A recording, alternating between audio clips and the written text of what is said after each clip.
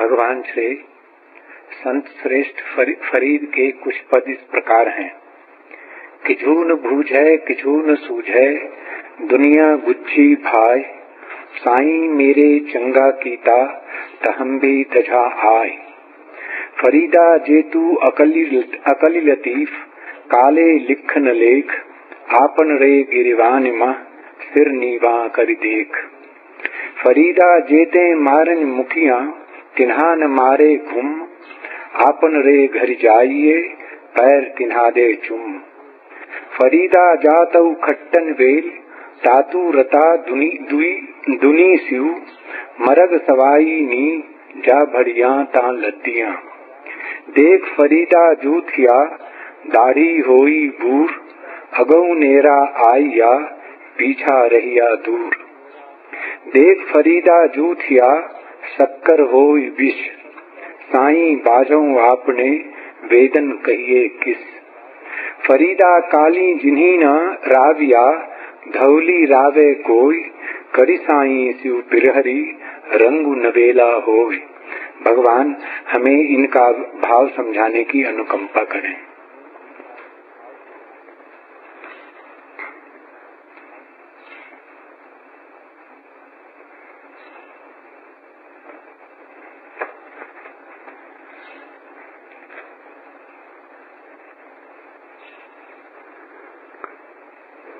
एक तिब्बती कहावत है, जो जानते हैं कि जानते हैं और जानते नहीं, वे मूढ़ हैं, उनकी छाया से भी दूर रहो। जो जानते हैं कि नहीं जानते और नहीं जानते हैं, वे शिक्षा के योग्य हैं, उन्हें सिखाओ। जो जानते हैं कि जानते हैं और जानते हैं, वे गुरुजन हैं, उनसे सीखो। और जो जानते हैं कि नहीं जानते फिर भी जानते हैं, वे संतजन हैं, उनकी छाया का सत्संग भी अमृत है। ज्ञान बड़ी पहेली है। सिर्फ जानने से जो जान लिया जाता है वो बहुत गहरा नहीं। जिसे जानने से ऐसा ख्याल पैदा हो जाता है कि जान लिया, वो अज्ञेय अज्ञात नहीं है। जिसे जानने से ऐसी मन की धारणा बन जाती है कि पहचान लिया जान लिया, वो सीमित है, असीम नहीं है। जिसे तुमने जान लिया वो असीम कैसे होगा? वो तुम्हारी मुट्ठी में आ गया, वो विराट आकाश न रहा, वो तुम्हारे हाथ में बंद आकाश है, घटाकाश है, घड़े में बंद आकाश है। घड़े में बंद भी जो है वो आकाश है, लेकिन उसमें पक्षी उड़ ना सकेंगे, उससे मुक्ति न मिलेगी। घड़े में बंद जो है वो भी आकाश है, लेकिन उस घड़े में सूर्य का उदय न होगा। वो आकाश से टूट गया आकाश, एक पतली मिट्टी की दीवार दोनों के बीच आ गई। कोई बहुत बड़ी दीवार नहीं है, टूट सकती है, लेकिन दीवार है। घड़े का आकाश भी आकाश है, लेकिन उसमें आषाढ़ के बादल न उठ सकेंगे, बिजलियां न कड़केंगी, वर्षा न होगी, उत्तप्त भूमि की प्यास न बुझेगी, मोर न नाचेंगे, पक्षी गीत न गाएंगे, वृक्ष हरे न होंगे। घड़े का आकाश रूखा सूखा आकाश है, उसमें जीवन नाम मात्र को है, नाम मात्र को ही वो आकाश है। जिसने जान लिया कि मैंने जान लिया, उसका ज्ञान घड़े में बंद ज्ञान हो गया। लेकिन जिसने जाना और जाना कि नहीं जाना, उसका ज्ञान मुक्त आकाश की तरह, कोई सीमा नहीं है उसके ज्ञान पर। इसलिए जिन्होंने जाना है, जो परम ज्ञानी है, उन्होंने जानने का दावा नहीं किया। जिन्होंने दावा किया वे ज्ञानी होंगे लेकिन परम ज्ञानी नहीं। उनसे तुम कुछ थोड़ा बहुत सीख सकते हो, उनके साथ थोड़ी दूर तक की यात्रा हो सकती है, लेकिन उनके साथ तुम परमात्मा के मंदिर तक न पहुंच पाओगे। परमात्मा के मंदिर तक तुम उनके साथ पहुंचोगे जिन्होंने जाना भी है और ये भी जाना है कि क्या खाक जाना, सब जानना तो कौड़ी का है। जिन्होंने जानने की सीमा जान ली, उन्होंने ही असीम को जाना है। जिन्होंने जानने की परिधि पहचान ली, उन्होंने जो परिधि के पार है उससे सत्संग किया है। जिनके भीतर जानने का अहंकार नहीं, उनका ज्ञान ही मुक्तिदायी होगा। फरीद कहता है कुछ जानता नहीं,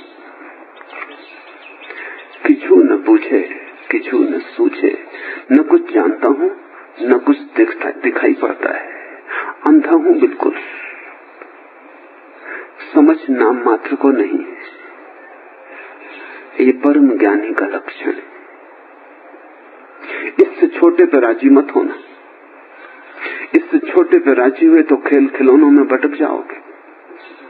बहुत ढंग के खेल खिलौने जिन्हें तुम शास्त्र कहते हो, वे भी खेल खिलौने, उनमें भी तुम डूब सकते हो, उनसे भी तुम्हारी परिधि बन जाएगी, उनसे भी तुम क्षुद्र हो जाओगे, विराट न हो सकोगे।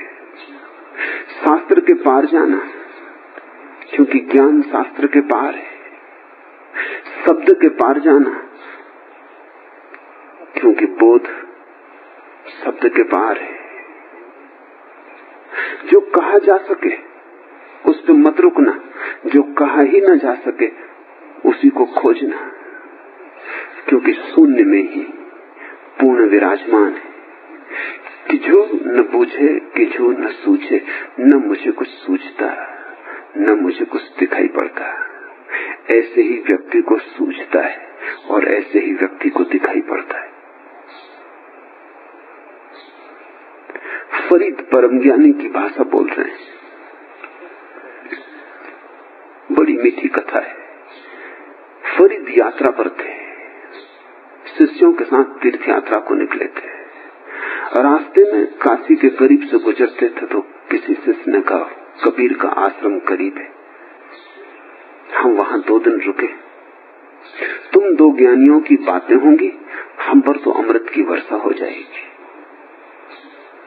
तुम्हारे 2 शब्द हम सुन लेंगे आपस में बोलते हुए, हमें तो हीरे मिल जाएंगे और विश्राम भी हो जाएगा। फरीद हंसे। फरीद ने कहा, बात तो ठीक ही है, रुके। ऐसी ही खबर आश्रम के वासियों को भी लग गई थी कि फरीद आता है, तो उन्होंने भी कबीर को कहा कि फरीद को रोक ही ले, 2 दिन साथ आपका हो जाए। तुम्हारे सत्संग में हमें परमात्मा का दर्शन होगा, तुम दोनों मिलोगे, उस मिलन में द्वार खुल जाएंगे, हम कुछ सुन लेंगे। रूखा सूखा भी अगर हमारे हाथ लग गया तो हमारे लिए जीवनदायी हो जाएगा। 2 ज्ञानियों की वार्ता, अनूठी घटना होगी। फरीद हंसे, कबीर हंसे। उन्होंने कहा, बात तो ठीक ही है, रोको। कबीर लेने आए फरीद को गांव के बाहर। दोनों गले मिले, एक दूसरे की आंखों में झांका, मुस्कुराए, लेकिन बोले कुछ भी नहीं। दोनों के शिष्य थोड़े बेचैन होने लगे। आश्रम भी आ गया। सोचा था कि चलो रास्ते पे न बोलते होंगे। आश्रम में दोनों आके बैठ भी गए, विश्राम भी हो गया, पर वे दोनों ही की बैठे ही हैं, न बोले सो न बोले।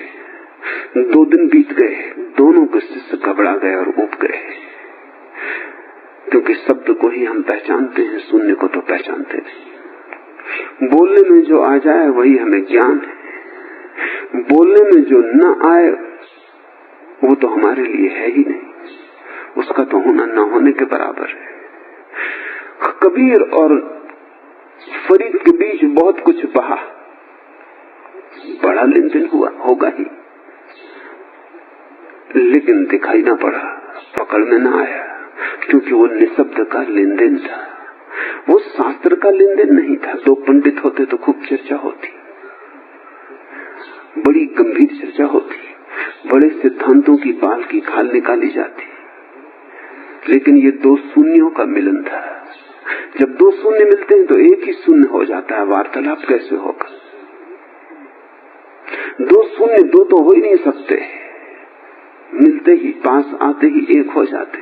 जैसे दो पानी की बूंद सरकते सरकते पास आती, फिर एक ही बूंद हो जाती। नदी सागर में गिरती है, एक नदी दूसरी नदी में गिरती है, एक ही नदी हो जाती। पर मैं समझ सकता हूं, तुम भी समझ सकते हो कि अगर 2 दिन तुम्हें यहां मेरे पास चुपचाप बैठे रहना पड़े और उस चुप्पी में बड़ी अपेक्षा होगी कि अब कुछ होता है और कुछ न हो, सारी अपेक्षा खाली चली जाए, तो तुम ऊब ही जाओगे, घबरा ही जाओगे। वो 2 दिन बड़े लंबे मालूम हुए, वो कटते ही न थे। सोचा था बड़ा आनंद होगा, लेकिन बड़ी पीड़ा हुई। ऐसी अंधों की कथा है, अंधे आदमी की यही मुसीबत है, उसे दिखाई नहीं पड़ता जो दिखाई पड़ना चाहिए, उसे सुनाई नहीं पड़ता जो सुनाई पड़ना चाहिए, उसे वही दिखाई पड़ता है जो देखने योग्य न था, उसे वही सुनाई पड़ता है जो न भी सुनते तो चल जाता। पर दोनों गुरुओं के सामने कुछ कहना भी मुश्किल था। 2 दिन बाद फिर गले मिले, आंखों से आंसुओं की धाराएं बही, बड़े प्रेम गदगद भाव से विदा दी। जैसे ही दोनों अलग हुए, अब शिष्टाचार की कोई जरूरत भी न थी, जैसे अपना ही गुरु बचा। फरीद के शिष्यों ने कहा, ये क्या पागलपन है, 2 दिन खराब हुए।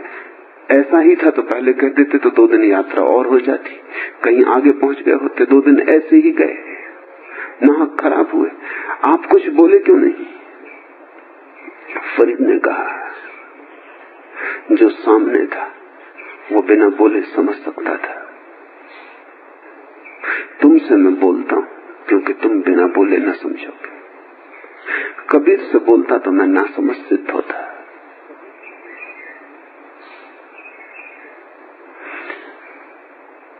इसलिए चुप रहा, और बड़ा लेन देन हुआ, ना समझो तुम्हें दिखाई ना पड़ा।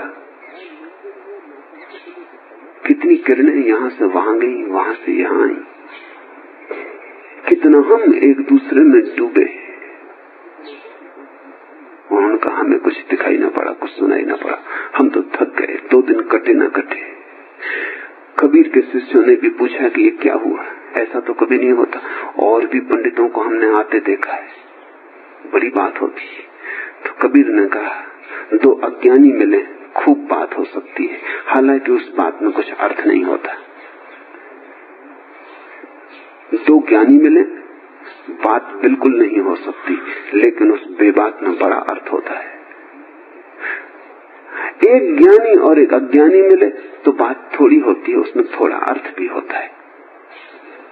2 अज्ञानी मिले, खूब चर्चा होती, चर्चा ही चर्चा होती, चुप रह ही नहीं सकते 2 अज्ञानी,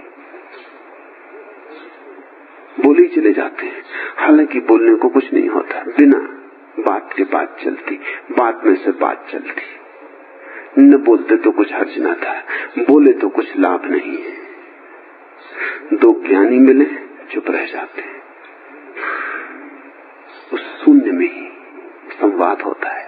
हाँ, एक अज्ञानी मिले और एक ज्ञानी मिले तो थोड़ी बात चलती।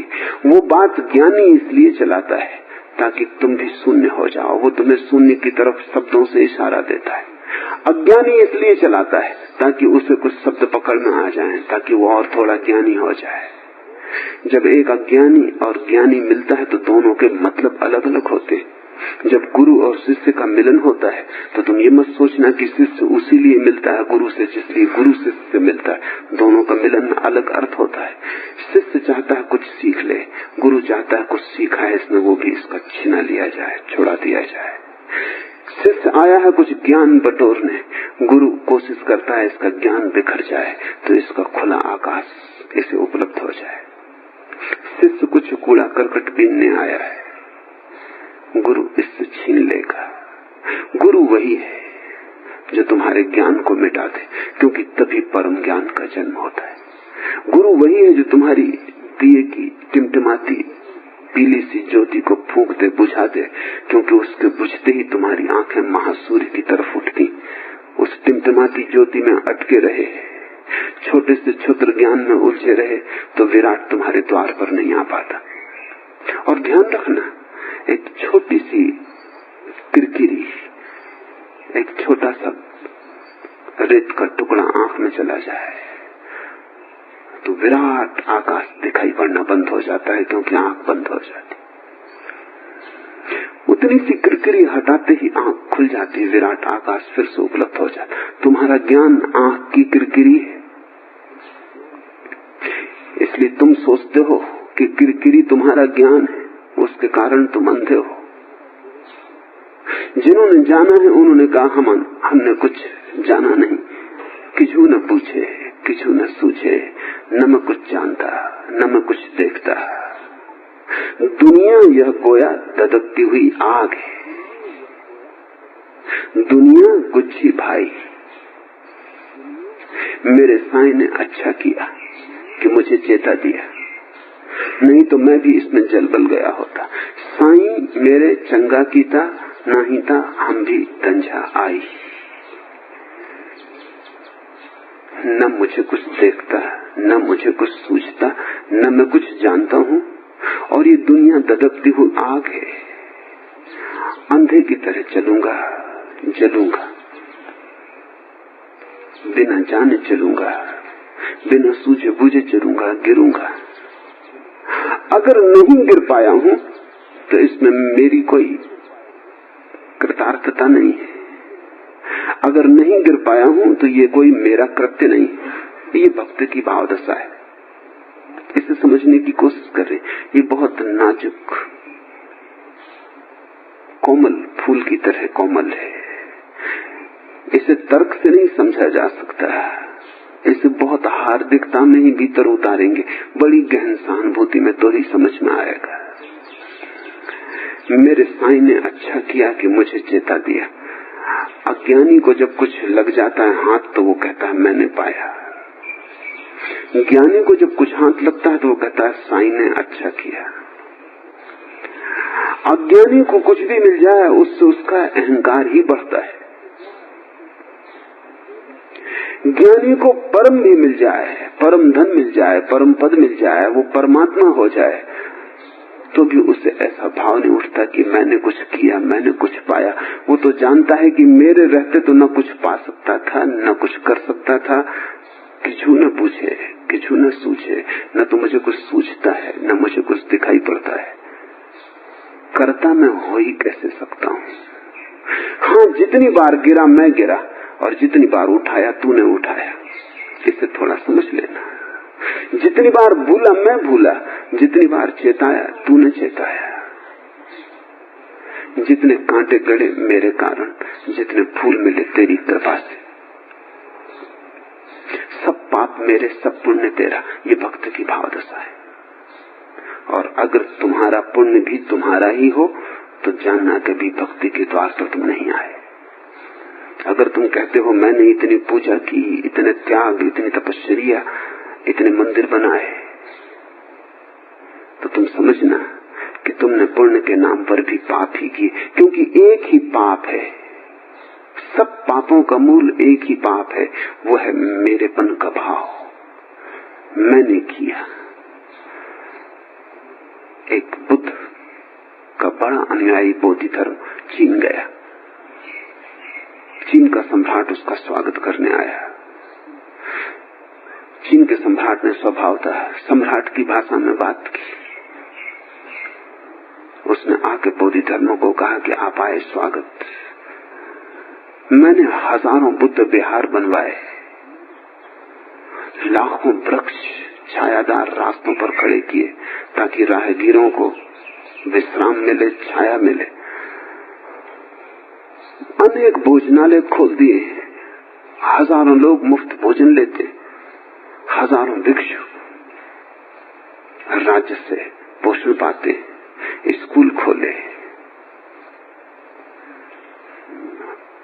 आश्रम बनवाए, हजारों शास्त्रों को छपवाया, बंटवाया। इस सब पुण्य का अंतिम क्या फल होगा? बोधि धर्म ने नीचे से ऊपर देखा और कहा, क्षमा करें, सीधे नरक जाएंगे आप। सम्राट तो चौंक गया, ऐसी बात तो कभी किसी ने कही न थी। शिष्टाचार भी ध्यान में रखता है कोई, सीधे नरक। उसने कहा, तुम पागल तो नहीं हो? मैंने इतने पुण्य किए, मैं नरक जाऊंगा? बोधि धर्म ने कहा, क्या तुमने किया इससे कोई नरक नहीं जाता, क्या तुमने किया इससे कोई स्वर्ग नहीं जाता। जब तक कर्ता मौजूद है तब तक तुम नरक जाते हो। तुमने क्या किया ये बात असंगत है, उसकी तो चर्चा ही मत छेड़ो। तुमने किया बस इतना काफी है, इतना मैंने जान लिया कि तुमने बनवाए।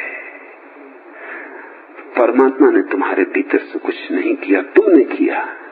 तुम उपकरण न बने, तुम उसके हाथ न बने, तुम अपनी अहंता में घिर गए, तुम नरक जाओगे।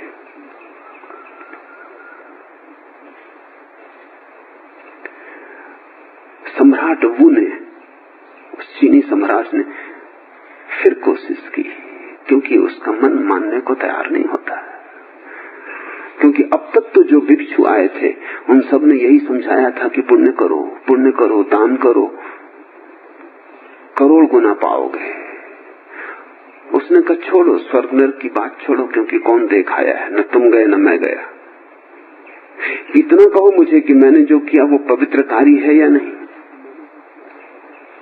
बोधि धर्म ने कहा, पवित्र, इससे ज्यादा अपवित्र और क्या होगा, क्योंकि क्या तुमने किया इससे कोई संबंध नहीं है। तुमने किया पवित्र नहीं रहा, उसने किया पवित्र हो गया। इसलिए तो बहुत अनूठी बात गीता में कृष्ण अर्जुन से कह सके कि अगर तू निमित्त हो जा, इन सारे लोगों को काट भी डाल तो भी कोई पाप ना लगेगा, क्योंकि करने वाला तू नहीं। और तू भाग खड़ा हो, संन्यास ले ले, जंगल में चला जा, जटाजूट बढ़ा ले, बैठ जा वहां, पक्षी तेरे जटाजूट में घोंसले बना ले। ऐसा तू अपरिग्रही हो जा और ऐसा विरागी हो जा। लेकिन अगर तुझे ख्याल है कि तूने छोड़ दिया संसार, तूने युद्ध न किया, तो सारे कर्मों का फल तेरे ऊपर। कर्म किसी को नहीं दबाता, कर्ता का भाव दबाता है। कर्म नहीं छोड़ने, और जिन्होंने भी तुम्हें सिखाया हो कि कर्म छोड़ने, उन्होंने ना समझी की बात सिखाई, उन्हें कुछ पता ना होगा। जानने वालों ने कहा कर्ता का भाव छोड़ना है, फिर करने दो उसे कर्म। इतना विराट कर्म परमात्मा कर रहा है। तुमने कितनी बड़ी दुकान चलाई, तुम्हारी दुकान का क्या मूल्य? परमात्मा की दुकान बड़ी विराट चल रही। अगर तुम छोटी सी दुकान के कर्म में उलझ के नरक भोगते हो तो परमात्मा तो महानरकों में पड़ेगा। तुमने किया ही क्या है? एक छोटा मोटा मकान बना लिया होगा। अगर मकान बनाने से पाप हुआ है तो इस पूरी सृष्टि को बनाने से तो महापाप हुआ है। तुम्हारे मकान की सीमा क्या है, सामर्थ्य क्या है?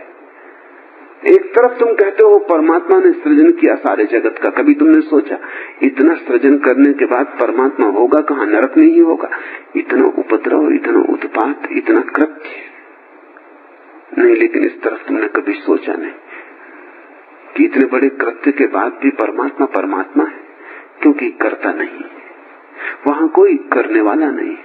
इसलिए मैं कभी नहीं कहता कि परमात्मा सृष्टा है, मैं कहता हूं परमात्मा सृजन की ऊर्जा है, क्रिएटिव फोर्स है, क्रिएटर नहीं। बनाया है उसने, ऐसा कुछ बनाने वाला वहां नहीं बैठा है, बन रहा है उससे। जैसे पक्षी गीत गा रहे हैं, वृक्षों में फूल खिल रहे हैं, कोई वृक्ष ये थोड़ी दावा करता है कि मैंने फूल लगाए। कोई पक्षी जाके राष्ट्रपति से प्रार्थना थोड़ी करता है कि पद्म भूषण कब दोगे, इतने दिन से गीत गा रहा हूं। टुटपुंजी गायक पद्म भूषण हुए जा रहे हैं, फिल्म अभिनेता पद्म भूषण हुए जा रहा हूं, मैं गा रहा हूं। कोई कोयल नहीं कहती, कोई मोर नाचता हुआ नहीं जाता कि क्या अन्याय हो रहा, हम कब से नाच रहे हैं। टुटपुंजी नाचने वाले पद पा रहे हैं, हमारी कोई फिक्र नहीं। मोर को मतलब नहीं है, राष्ट्रपति पद्म भूषण लेके भी जाए तो वो चौंकेगा, वो हंसेगा, वो कहेगा कागज का हम क्या करेंगे, तुम ही संभालो। इसका बोझ और लेके कहां जाएंगे? नाचने में अड़चन आएगी। कृत्य का भाव नहीं है। आदमी को हटा दो, फिर तुम खोजने जाओ, तुम्हें कर्ता न मिलेगा कहीं भी। कर्म तो विराट मिलेगा। चांद तारे चल रहे हैं, सूरज घूम रहा है, मौसम आते हैं जाते हैं, सृष्टि होती, प्रलय होती, बनता है, मिटता है, अनंत काल तक सब चलता रहता है, उसका कोई अंत ही नहीं आता। लेकिन कर्ता को तुम कहीं ना पाओगे। और तुम्हारी एक बुनियादी भूल भी तुम्हें ख्याल में दिला दूं कि चूंकि तुम परमात्मा को भी कर्ता की तरह देखते हो, इसलिए तुम्हें परमात्मा कहीं नहीं मिलता और कहीं मिलेगा भी नहीं। और परमात्मा को तुम कर्ता की तरह क्यों देखते हो? क्योंकि तुम अपने को कर्ता की तरह मानते हो, तो तुम परमात्मा को भी अपनी ही एक विराट प्रतिमा समझते हो। जैसे तुम करने वाले हो वो बड़ा करने वाला होगा। मात्रा का भेद है, गुण का कोई भेद नहीं। तुम छोटे करने वाले, तू होगा बड़ा करने वाला। हमारी दुकान जरा छोटी है, तुम बड़े पसारी हो। तुम्हारी दुकान बीच बाजार में है, हमारी बाजार के कोने पर है। हम छोटी पान, सिगरेट, चाय की दुकान लगाए हुए हैं, तुमने सोने चांदी हीरे जवाहरात बेचे, बाकी हैं हम भी दुकानदार। ऐसा हुआ। अमेरिका का एक बहुत बड़ा अरबपति एंड्रू कार्नेगी एक दिन घूमने निकला। एक छोटी सी दुकान लोहे लंगड़ की, उस पर तख्ती लगी है कार्नेगी ब्रदर्स और नीचे कार्नेगी बंधु और नीचे कोष्टक में लिखा है एंड्रू कार्नेगी के रिश्तेदार। एंड्रू कार्नेगी बहुत बड़ा अरबपति, अमेरिका का सबसे बड़ा धनपति। उसको बड़ी नाराजगी आई, ये क्या मामला है। उसने फौरन जाके अपने वकील को कहा कि नोटिस दो, मेरा कोई रिश्तेदार नहीं और ये तो मेरा अपमान है। एक कबाड़ी की दुकान और उस पर तख्ती लगा दी है। कार्नेगी होगा उसका सरनेम, लेकिन मेरा कोई रिश्तेदार नहीं। वकील ने नोटिस दिया। 8-15 दिन बाद कार्नेगी फिर वहां से निकलता था तो उसने गौर से देखा, तख्ती बदल दी गई है। वही एंड्रू कार्नेगी बंधु, नीचे कोष्टक में लिखा है एंड्रू कार्नेगी के कोई रिश्तेदार नहीं। मगर क्या फर्क पड़ता, वो एंड्रू कार्नेगी को घुसाए ही हुए। पहले रिश्तेदार थे, नीचे लिख दिया कोई रिश्तेदार नहीं, बात खत्म। बाकी एंड्रू कार्नेगी की याद वो दिला ही रहे। उसको बड़ा गुस्सा आया, वो अंदर गया और उसने दुकानदार को कहा कि तुम्हें समझ नहीं आती। वकील ने नोटिस दिया। उसने कहा सब समझ में आती, तुम होगे बड़े दुकानदार, हम छोटे दुकानदार, हम लोहा लंगड़ कबाड़ बेचते हैं, लेकिन तुम जो चीजें बनाते हो उनसे ये कबाड़ बनता है। तुम बड़े बड़े कारखाने चलाते हो, हम छोटा चलाते हैं। बाकी रिश्तेदार तो हम हैं ही, दुकानदार हम भी, तुम भी दुकानदार। वो तो झंझट अदालत में हम जाना नहीं चाहते, इसलिए लिख दिया कि कोई रिश्तेदार नहीं। तुम्हारे मन में भी परमात्मा की जो धारणा है वो अपने ही कई गुणित बड़ा करके बना ली गई है। तुम ही हो बहुत बड़े होकर। अगर तुम गौर से देखोगे तो तुम अपने को ही अपनी परमात्मा की प्रतिमा में पाओगे। मात्रा का भेद होगा, गुण का भेद ना होगा। इसलिए तुम करता हो, तुम अहंकारी हो तो तुम्हारा परमात्मा भी अहंकारी और करता है। तुम सीमित हो, तुम्हारा परमात्मा भी सीमित है। तुम्हारी देह है, तुम्हारे परमात्मा की भी देह है। तुम जैसे अपने को देखते हो ऐसे ही तुम परमात्मा को खोजने चले जाते हो। मेरे पास लोग आते हैं, वो कहते हैं परमात्मा को पाना है, कहाँ खोजे। मैं उनसे पूछता हूँ कि तुमने कोई ऐसी जगह देखी जहाँ वो ना हो, बजाय परमात्मा को खोजने के। तुम ये खोजो कि वो कहाँ नहीं है, ज्यादा ठीक होगा। नानक मक्का गए, मदीना गए, वो मक्का में सो गए काबा के पत्थर की तरफ पैर करके। पुजारी नाराज हुए, क्रोध में आके उन्होंने नानक को कहा कि हमने तो सुना है कि तुम एक ज्ञानी पुरुष हो और तुम परमात्मा के मंदिर की तरफ पैर करके सो रहे हो। नानक ने कहा मैं भी बड़ी चिंता में पड़ा था जब सोने को गया। मैंने सब तरफ पैर करके देखे, पाया सभी जगह वही है। तो तुम ऐसा करो कि तुम वहां मेरे पैर कर दो जहां वो ना हो, ये पैर रहे, मैं कोई बाधा ना डालूंगा, तुम पैर उठाओ और कर दो। मैं मानता हूं कहानी इतनी ही है, लेकिन और थोड़ी आगे बढ़ गई है। वो कविता मालूम होती लेकिन अर्थपूर्ण है। कहते हैं पुजारियों ने उनके पैर जहां जहां किए वहीं काबा का पत्थर घूम गया। ये बात थोड़ी अतिशय हो गई। कविता तक ठीक है, लेकिन मतलब तो सही है। मतलब इतना ही है कि कहीं भी पैर करो वहीं काबा का पत्थर है। सभी पत्थर काबा के, क्योंकि सभी पत्थरों में परमात्मा है। वो जिन मूर्तियों को तुमने खोद लिया है उनमें ही नहीं है, अनगढ़ पत्थरों में भी वही है। अभी खुदा ना होगा, कभी कोई कारीगर मिल जाएगा, खोद देगा, लेकिन है तो मौजूद। एक बहुत बड़े चित्रकार माइकलएंजेलो और मूर्तिकार माइकलएंजेलो ने से किसी ने पूछा कि तुम इतने अद्भुत हो कि अनगढ़ पत्थरों में से चीजें निकाल देते। उसने कहा मैं निकालता नहीं, वो तो वहां मौजूद है। मैं तो सिर्फ जो बेकार पत्थर है उसको झाड़ देता हूँ, छेनी उठा के जो जो नहीं चाहिए उस पत्थर को अलग कर देता हूँ। मूर्ति तो वहां मौजूद थी ही सदा से, सिर्फ चाहती थी कि कोई आके कचरे को अलग कर दे, सार्थक प्रकट हो जाएगा। परमात्मा सब जगह, परमात्मा ही है। परमात्मा सब में है ऐसा नहीं, सब ही परमात्मा है, उसके अतिरिक्त कुछ भी नहीं है। ज्ञानी को जिस दिन समझ में आता है कि न मेरा कोई ज्ञान न मेरा कोई कर्तव्य, उस दिन परम घटना घटती। न मैं कुछ जानता न देखता, दुनिया ददकती हुई आग है। अपने से चलता तो जरूर गिरता, और जब जब अपने से चला तो बराबर गिरा। अपने से चलना ही गिरना है। मेरे साईं ने अच्छा किया कि मुझे चेता दिया। चेतावनी उसकी है, अज्ञान मेरा है। रात मेरी है, दिन उसका है। अंधकार मेरा है, सूरज उसका है। ये भाव की दशा है, और ये भाव की दशा बड़ी महत्वपूर्ण है, बड़ी गहरी है। जिसने इस दशा को ठीक से पकड़ लिया उसे कहीं जाने की जरूरत नहीं, परमात्मा स्वयं उसके पास चला आएगा। जिस जिस ये भाव दशा गहरी होगी वैसे वैसे परमात्मा तुम पाओगे कि पास ही था, उघाड़ना था।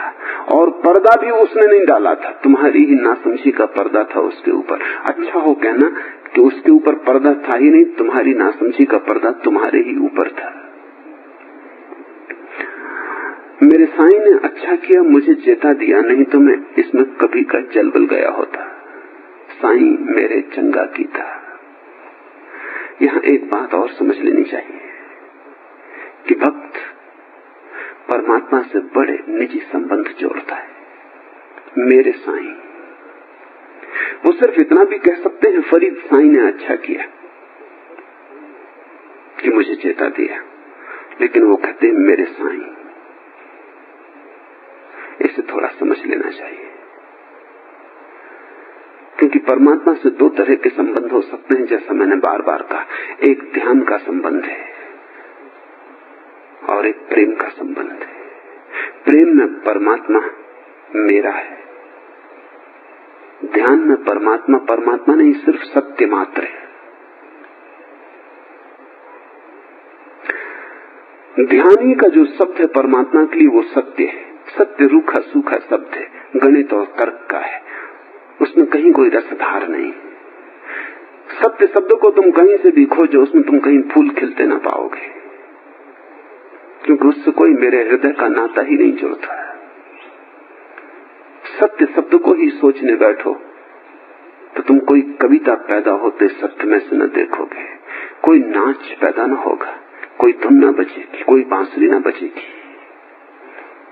सत्य कोरा कोरा है, उससे कोई संबंध जोड़ने असंभव है।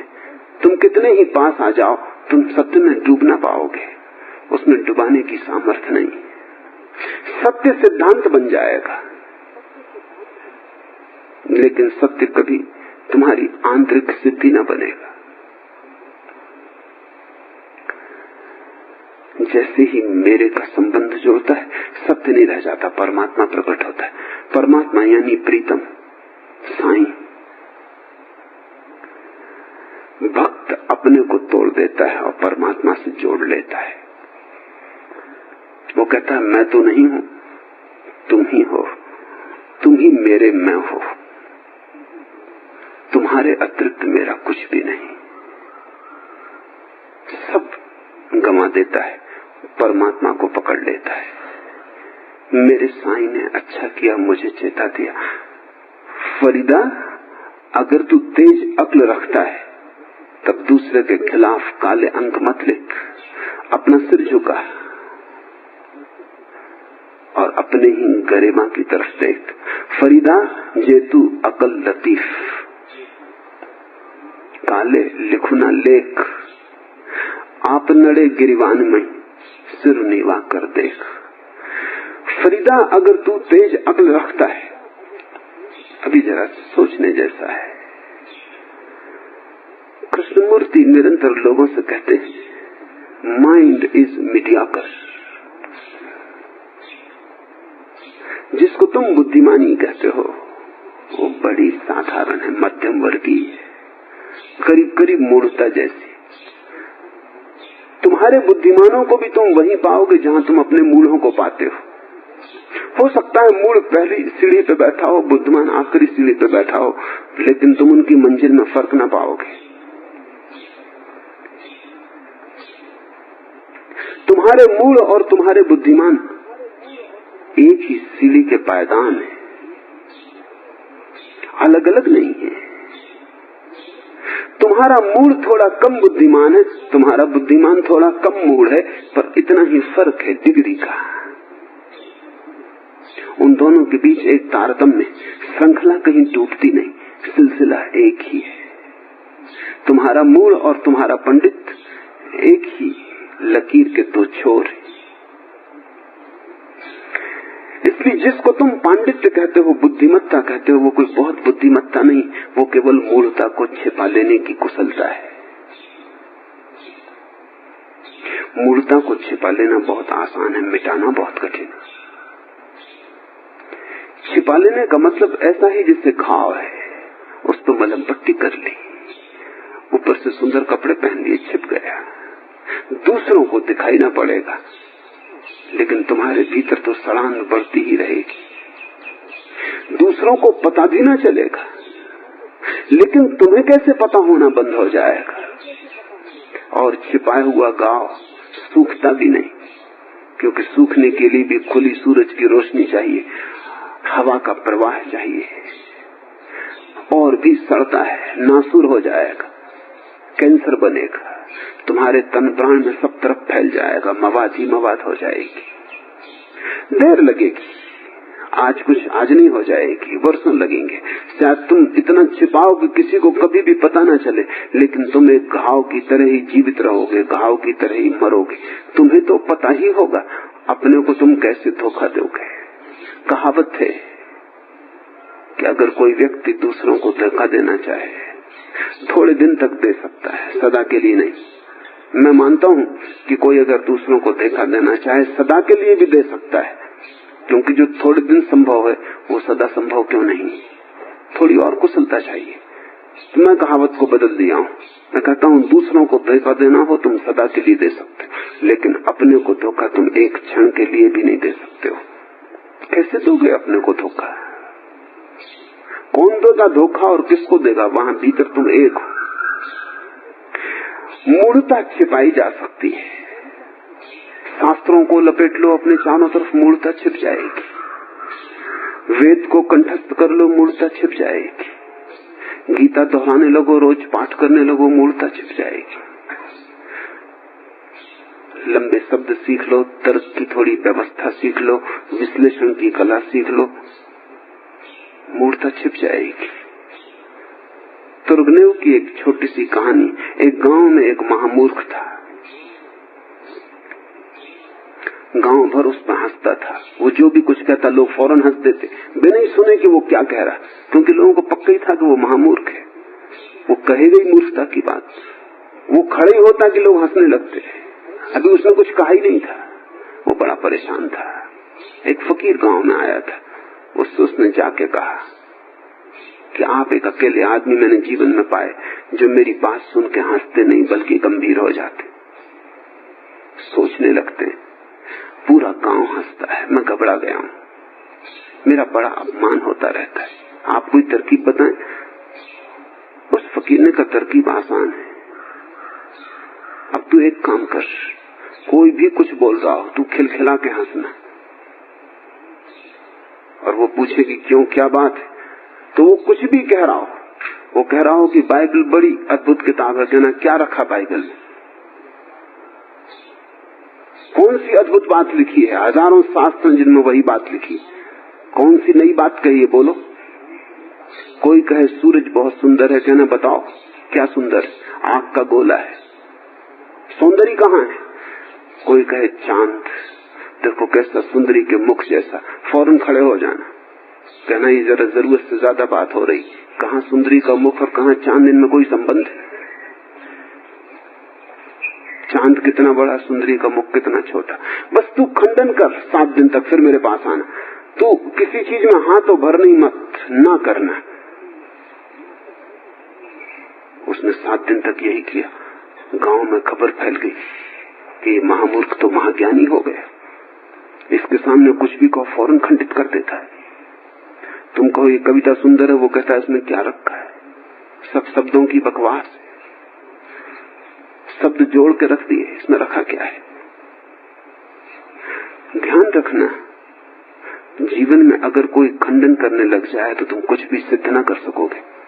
खंडन करना बहुत आसान है, सिद्ध करना करीब करीब असंभव है। इसलिए तो नास्तिक को कोई आस्तिक कभी भी राजी नहीं कर पाता, क्योंकि नास्तिक को कुल खंडित करना है, आस्तिक को कुछ सिद्ध करना है। सिद्ध करना बहुत कठिन है। ऐसे ही जैसे बनाना बहुत कठिन है, मिटाने में कितनी देर लगती। ताजमहल बनाने में कितनी देर लगी, मिटाने में कितनी देर लगेगी। एक बम पटक दो मिट जाएगा, एक आदमी मिटा देगा, एक क्षण भर में मिटा देगा।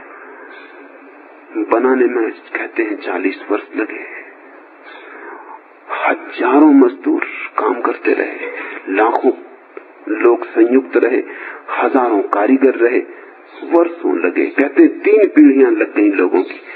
पहली पीढ़ी काम करने आई थी, वो खत्म हो गई। दूसरी पीढ़ी काम में लग गई, वो बूढ़ी हो गई। तीसरी पीढ़ी काम में संलग्न हो गई, तब कहीं बन के तैयार हो पाया। मगर मिटाने में कितनी देर लगेगी। खंडन मिटाना है। इसलिए तुम पंडितों को हमेशा खंडन करते हुए पाओगे, संतों को सदा सिद्ध करते पाओगे, पंडितों को सदा खंडन करते पाओगे। संतों को सदा कुछ बनाते पाओगे, पंडितों को सदा मिटाते पाओगे। वो सरल काम है, उससे मूलता बड़ी आसानी से छिप जाती और कोई भी तुम्हें सिद्ध नहीं करके बता सकता। अगर तुम कह दो कि कमल के फूल में कौन सा सौंदर्य सिद्ध करो, तो कौन सिद्ध करेगा। या तो सौंदर्य दिखाई पड़ता है या नहीं दिखाई पड़ता। सिद्ध करने का क्या उपाय है, क्या रास्ता है, कैसे सिद्ध करोगे। सौंदर्य तो एक अनुभूति है, कोई हाथ में निकाल के बताया नहीं जा सकता कि ये रहा सौंदर्य। सौंदर्य है, लेकिन तुम अगर देखने को राजी हो तो ही है। अगर तुम देखने को राजी नहीं तो दुनिया भर की आंखें भी इकट्ठी हो जाएं तो भी तुम्हें दिखाया नहीं जा सकता। परमात्मा है अगर तुम उसको देखने को राजी हो। इसलिए तो संत कहते हैं श्रद्धा के बिना उससे कोई संबंध नहीं जुड़ता। लेकिन नास्तिक कहता है पहले दिखा दो तो श्रद्धा करने को हम तैयार हैं, और बिना श्रद्धा के वो दिखाई नहीं पड़ता। सौंदर्य का बोध हो तो सौंदर्य दिखाई पड़ता है, चांद में, फूल में। सौंदर्य का बोध ही ना हो तो नहीं दिखाई पड़ता। तो एक तो है मूलता को छिपा लेना। शास्त्र बड़े सुगमता से उपलब्ध है, उनको पढ़ डालो, उनके शब्द सीख लो, सिद्धांत सीख लो, तुम्हारा अज्ञान दब जाएगा, मिटेगा नहीं। हाँ, दूसरे के सामने तुम अपने को ज्ञानी सिद्ध कर सकते हो। मैंने सुना है कि रामतीर्थ अमेरिका से लौटे, अमेरिका में उनका बड़ा स्वागत हुआ था, लोग पागल हो गए थे।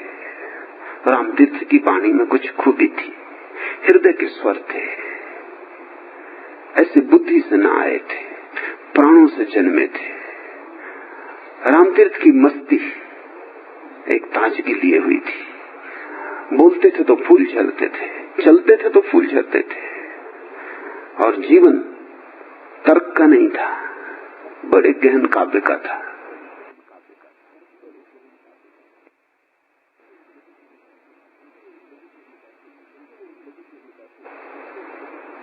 किसी ने एक बगीचे में बैठे थे, पूछ लिया आकर कि हमने सुना है कृष्ण ने जब बांसुरी बजाई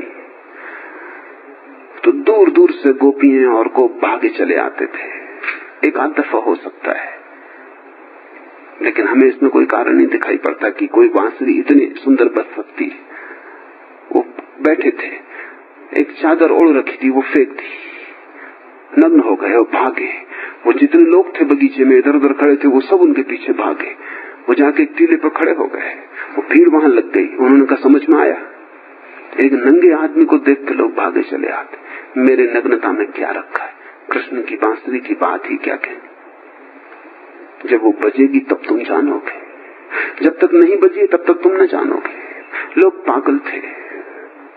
अमेरिका का प्रेसिडेंट रामतीर्थ को मिलने आया था और बड़ा आनंदित हुआ था, क्योंकि रामतीर्थ अपने को कहते ही बादशाह थे। वो कहते थे बादशाह राम। उन्होंने किताब लिखी थी, उसका नाम है बादशाह राम के 6 हुक्मनामे। वो अपने को बोलते ही नहीं थे, मैं तो कहते नहीं थे, वो ये कहते थे राम बादशाह सम्राट अपने को कहते थे।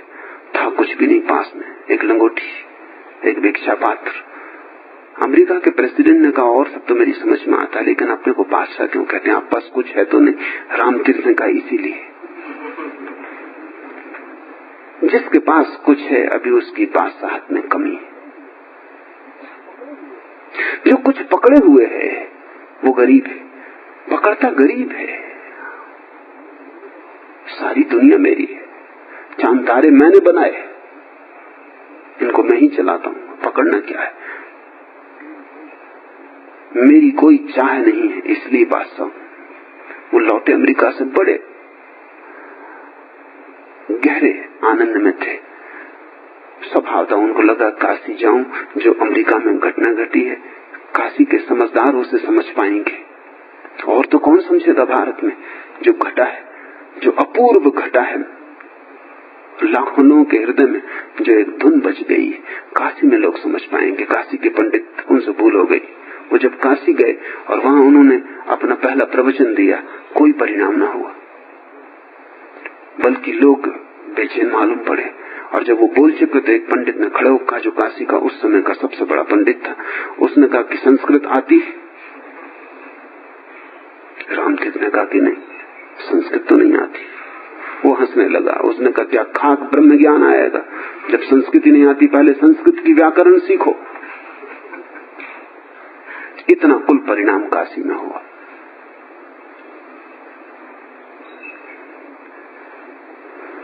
जहां कोई कुछ न जानता था, वहां लोगों ने इतना प्रेम और इतना अहोभाव दिया। काशी में जहां उनको ख्याल था जानने वाले हैं, वहां उन्होंने मूढ़ पाए जो भाषा और व्याकरण से उलझे। उन्होंने काशी छोड़ दी। पांडित्य मूढ़ता को छिपाने का ढंग, व्याकरण, भाषा, शास्त्र बड़ा आसान है, ज्ञान बड़ा कठिन है। ज्ञान बाहर से भीतर नहीं आता, पांडित्य बाहर से भीतर आता है, ज्ञान भीतर से बाहर जाता है। उनकी यात्राएं अलग है। फरीद कहते हैं, फरीदा जे तू अकल लतीफ, अगर सच में ही तेरे पास बुद्धि है, सच में ही अगर तू अकल लतीफ है, क्योंकि झूठी बुद्धियां तो चारों तरफ दिखाई पड़ रही, उनकी बात ही मत करो। झूठी बुद्धियों ने तो इतनी ही बुद्धिमत्ता जुड़ाई है कि अज्ञान को छिपा लिया है। लेकिन अगर तू सच में ही बुद्धिमान है, तो फिर पहला काम बुद्धिमानी का यह है कि तू दूसरे के खिलाफ काले अंक मत लिख, तो दूसरे की बुराई मत देख। ये बुद्धिमान का पहला लक्षण है, क्योंकि दूसरे की बुराई देखने से क्या होगा। और थोड़ा सोचना कि हम दूसरे की बुराई देखने में इतनी आतुरता, इतनी उत्सुकता क्यों लेते। दूसरे की बुराई देखना स्वयं की बुराई को छिपाने का ढंग है, उसके पीछे बड़ा आयोजन है। दूसरे की बुराई देखकर तुम्हें राहत मिलती है। रोज सुबह तुम अखबार पढ़ लेते हो, देख लेते हो इतने टांके पड़े, इतनी हत्याएं की गई, तुम्हारे मन में बड़ा भाव पैदा होता है कि हम ही भले, न टांका डालते हैं न हत्यारा करते हैं, कभी किसी की थोड़ी जेब काट ली। इतना छोटा मोटा तो करना ही पड़ेगा जब दुनिया में इतना सब हो रहा है। जब दुनिया में इतना सब हो रहा है, बुराई देख के तुम्हें राहत मिलती कि मेरी बुराई क्या है, कुछ भी नहीं है, चलने दो, कोई हर्जा नहीं है। इस दुनिया में जीना है तो इतना तो चलाना ही पड़ेगा, नहीं तो मारे जाओगे। ये तो व्यवहारिक है, हम कोई बहुत बड़े काम नहीं कर रहे हैं, न तो मुजीबुर रहमान की हत्या कर रहे हैं, न फोर्ड को मारने की कोशिश कर रहे हैं, कुछ भी नहीं कर रहे हैं। अब छोटा मोटा तो चलेगा कि ग्राहक से 5 रुपए की जगह 5.5 रुपए ले लिए, 8 आने के पीछे क्या हमको नरक भेजोगे? और अगर ये सब दुनिया में चल रहा है तो नरक में हमको जगह ही कहाँ मिलेगी? ये सब लोग नरक में हो, हमारा क्यू में नंबर आने वाला भी नहीं। दूसरे की बुराई को देखकर खुद की बुराई छोटी हो जाती है। इसलिए तुम दूसरे की बुराई भी देखते हो और दूसरे की बुराई को बड़ा करके भी देखते हो। वो तरकीब है सांत्वना की। फिर क्रांति की कोई जरूरत नहीं, तुम्हें बदलने की कोई जरूरत नहीं। जब दुनिया बदलेगी तब। इस बुरी दुनिया में तो थोड़ा बुरा होना ही पड़ेगा, यहाँ शुद्ध होने का उपाय नहीं। या संत हो गए तो मूल सिद्ध हो गए, लोग लूट लेंगे। इतनी व्यवहार कुशलता तो चाहिए। तो अपनी बुराई व्यवहार कुशलता मालूम होने लगती जब सबकी बुराई दिखाई पड़ती। संत अगस्तीन एक ईसाई फकीर हुआ है, उसने कहा है, हे परमात्मा, जब मैं दूसरों की बुराई देखता हूँ तो मुझसे पुण्यात्मा कोई नहीं दिखाई पड़ता, और जब मैं अपनी बुराई देखता हूँ तो मुझसे बड़ा पापी कोई दिखाई नहीं पड़ता। अब मैं क्या करूं? मैं किस तरफ देखूं? मूढ़ दूसरे की तरफ देखेगा, क्योंकि वो मुफ्त में पुण्यात्मा हो जाने का मजा है। बिना पुण्यात्मा हुए पुण्यात्मा हो जाने की सुविधा है उसमें। दूसरे का पाप देखो। तुमने कहानी सुनी है, अकबर ने एक लकीर खींच दी अपने दरबार में और कहा अपने दरबारियों को, इस लकीर को बिना छुए छोटा कर दो।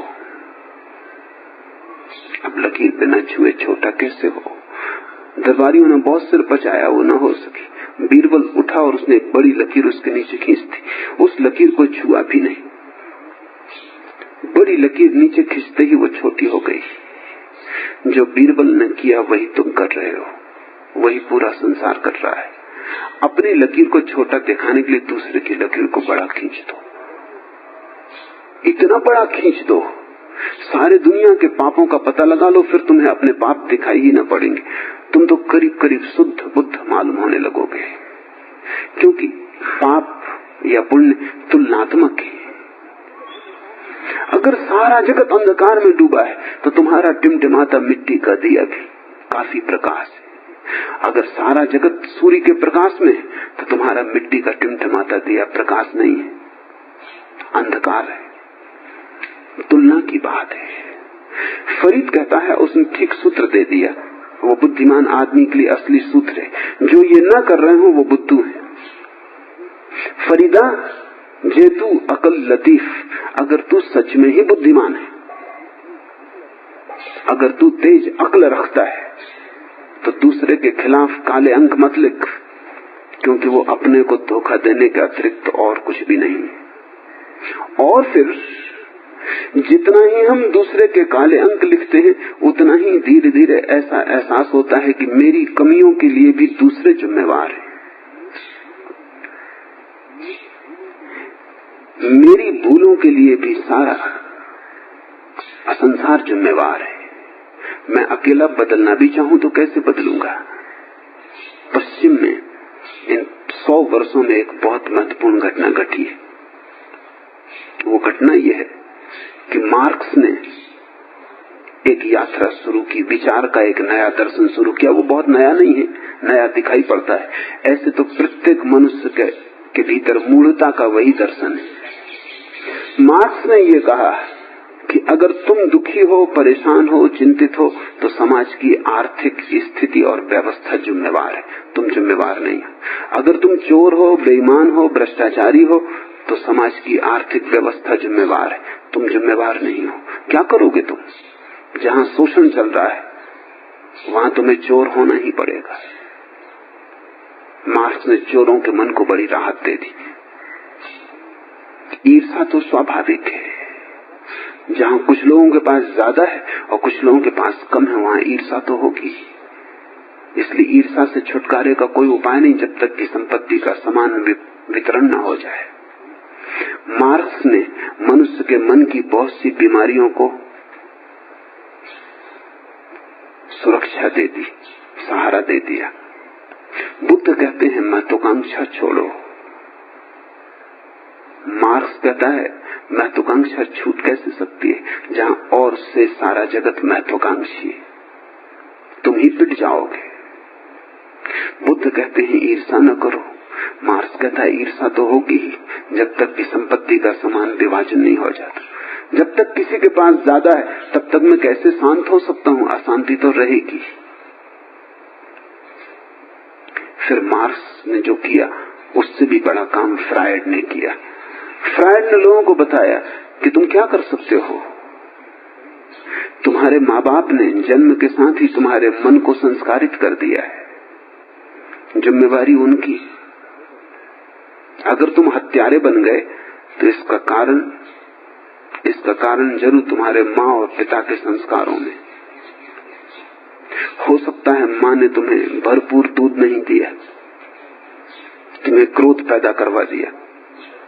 हो सकता है माँ बाप ने तुम्हें बचपन में प्रेम नहीं दिया, और जिस बच्चे को प्रेम नहीं मिलता उसकी विध्वंस की आकांक्षा पैदा हो जाती। तो कसूर तो तुम्हारे माँ बाप का है। और माँ बाप से पूछो तो उनका भी क्या कसूर होगा, उनके माँ बाप का है। और उनके माँ बाप का कसूर किसी का ही नहीं है। अगर इसको ठीक से समझे तो अगर परमात्मा ने संसार बनाया तो उसी का कसूर है, क्योंकि वही पहला बाप। मार्क्स ने कहा कि अगर किसी बच्चे को बदलना हो तो उसके परदादाओं को बदलना जरूरी है। अभी तो ये तो हो ही नहीं सकता। किसी बच्चे को बदलना हो तो तुम्हारे बाप के बाप और उनकी माँ और माँ के बाप और माँ की माँ, उनको बदलना पड़ेगा। वो तो कब्र में होंगे।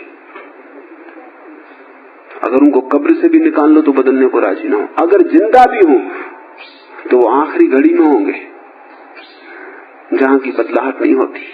और मार्क्स ने कहा कि 7 साल की उम्र तक तो सब संस्कार तय हो जाते, फिर कुछ किया नहीं जा सकता। इसलिए मार्क्स ने, फ्रायड ने और भी सहारा दे दिया। उन्होंने कहा तुम चोर हो तो तुम चोर ही हो सकते थे, तुम बेईमान हो बेईमान ही हो सकते थे, हत्यारे हो हत्यारे ही हो सकते थे। इन दो व्यक्तियों ने पिछले 100 साल में पश्चिम का मनोविज्ञान निर्मित किया, और वही मनोविज्ञान अब सारी दुनिया पर फैल गया है।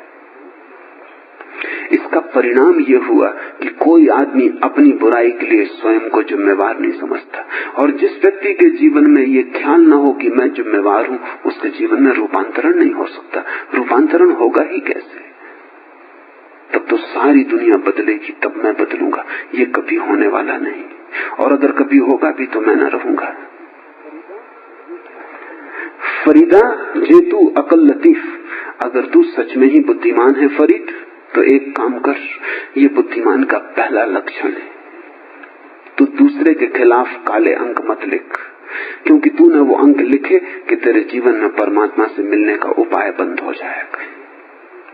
तू दायित्व अपना समझ, तू अपने को ही उत्तरदायी समझ, क्योंकि जिसने अपने को उत्तरदायी समझा उसके पास अपने को बदलने की कुंजी हाथ में आ गई।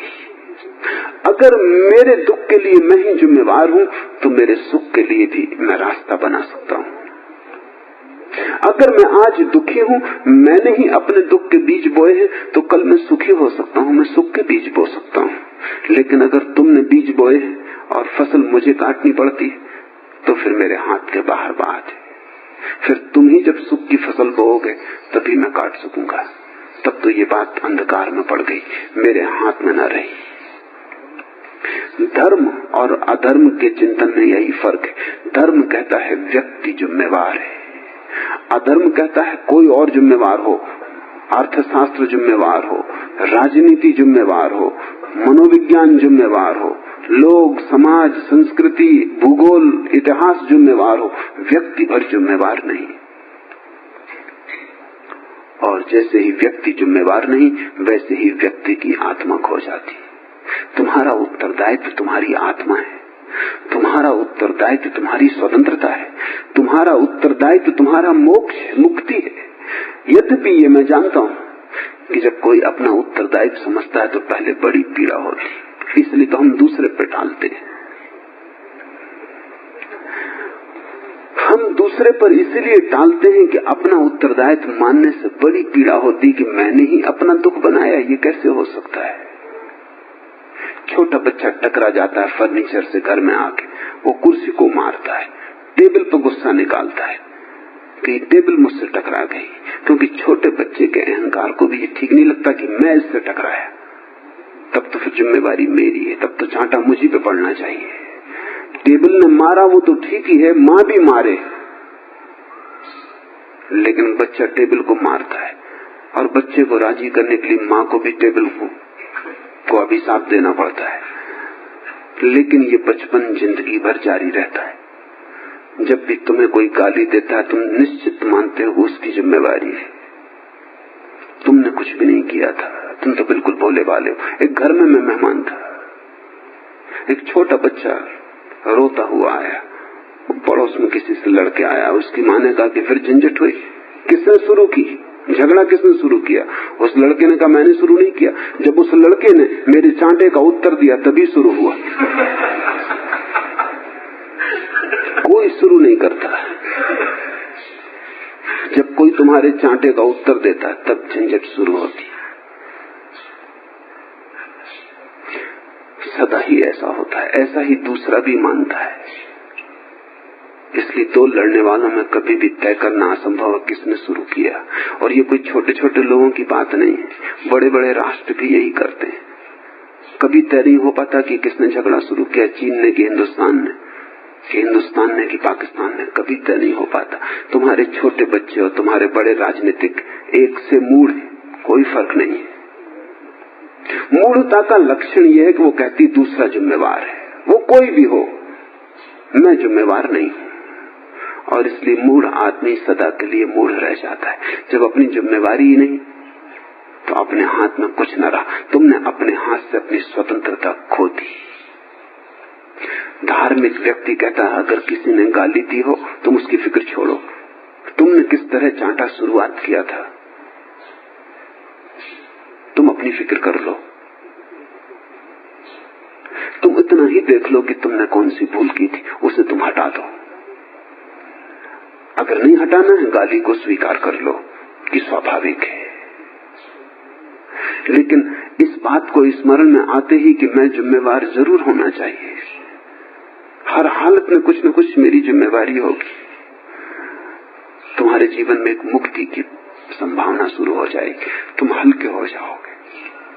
पहले पीड़ा होगी, अहंकार को चोट लगेगी, लेकिन उसी पीड़ा से आनंद का जन्म होता है। वो प्रसव पीड़ा है। फरीद ने ठीक सूत्र दे दिया है, फरीदा जेतू अकल लतीफ काले लिख न लेख, किसी के संबंध में काले लेख मत लिख। अपना सिर झुका कर तो तू अपने ही गरेबा की तरफ देख, आप नड़े गिरिवान में अपने ही झुककर अपने ही भीतर झांक। जब भी जीवन में दुख हो अपने भीतर कारण को खोज, जब भी जीवन में अशांति हो अपने भीतर कारण को देख। एक सज्जन मेरे पास आए, कहने लगे बड़ा अशांत हूं, कोई शांति का उपाय बताएं। मैं अरविंद आश्रम गया, रमन आश्रम गया, ऋषिकेश गया, यहाँ गया वहां गया, सब बेकार है, सब ढोंग, कहीं कोई शांति नहीं। मैंने उनसे पूछा अशांति सीखने कहाँ गए थे? वो थोड़े चौंके। शांति सीखने अरविंद आश्रम गए, रमन आश्रम गए, वो सब ढोंग साबित हुआ क्योंकि वो कोई भी शांति न दे पाए। अशांति सीखने कहाँ गए थे? अशांति सीखने कहीं भी नहीं गया। तो मैंने कहा तुम खुद ही अशांति सीख लिए। तो जब तुमने खुद अशांति सीखी तुम्हें शांति कौन सिखाएगा? अब इसमें तुम आश्रमों को जिम्मेवार मत समझो कि सब धोंधड़ी है, सब फिजूल है, बकवास है, सब पाखंड है, कोई शांत नहीं कर पाया। तुम अपने अशांत होने के कारणों को समझो। शांत तुम्हें कौन कर पाएगा अगर तुम्हारे कारण जारी रहे। तुम अगर ईंधन डालते गए चूल्हे में और आग की लपटें उठ रही हो, तुम दूसरे से कह रहे हो बुझाओ, और तुम ईंधन लगाए जा रहे हो, तुम घी डाले जा रहे हो आग में, और किसी दूसरे से कह रहे हो पढ़ो मंत्र बुझाओ आग। अगर न बुझा पाए तुम्हारा मंत्र ढोंग धतूरा है, सब पाखंड है। मैंने कहा कि अगर तुम यही धारणा लेके यहाँ भी आए तो अभी नमस्कार कर लेता हूँ, नहीं तो मैं भी पाखंड हो जाऊंगा, क्योंकि मैं देख रहा हूँ तुम आग में तो घी डाले जा रहे हो। तुमने मूल बात तो समझी ही नहीं। कोई दुनिया में शांत होने का थोड़ी उपाय है, सिर्फ अशांति को समझने का उपाय है। और जो अशांति को समझ लेता है वो अपने हाथ खींच लेता है, वो अशांति को पैदा नहीं करता। बात खत्म हो गई। शांति को पाने के लिए कुछ भी करने की जरूरत नहीं, सिर्फ अशांति पैदा मत करो। शांति तो अभाव है। सिर्फ संसार में मत उलझो, परमात्मा को पकड़ने का कोई उपाय नहीं। सिर्फ संसार में मत उलझो, परमात्मा तो मिला ही हुआ है। जिसे तुमने कभी नहीं खोया वही परमात्मा है। जो तुम्हारा आंतरिक स्वभाव है वही शांति है। उसे पाने की कोई भी जरूरत नहीं है, मगर हम अजीब पागल अशांति को पैदा करते हैं, फिर हम सोचते हैं अब शांति पैदा करनी। शांति लेकर ही तुम आए थे, शांति तुमने कभी खोई नहीं है। वो तुम्हारे भीतर अभी भी बज रही, लेकिन तुमने चारों तरफ अशांति इकट्ठी कर रखी है। मैंने पूछा तुम मुझे अशांति का कारण कहो। उसने कहा कि वो तो लंबी कथा, उसमें क्या था, आप शांति का उपाय बता दें। तो मैं कोई शांति का उपाय जानता नहीं, एक ही उपाय जानता हूँ, और वो ये कि तुमने अशांति पैदा की है, उसे ठीक से समझना होगा और अब आगे पैदा मत करो। अशांति ऐसे जैसे आदमी साइकिल चलाता है, पैडल मारता है। पैडल मारो तो साइकिल चलती, मत मारो तो रुक जाती, अपने आप गिर जाएगी। अशांति को भी पैडल मारने पड़ते।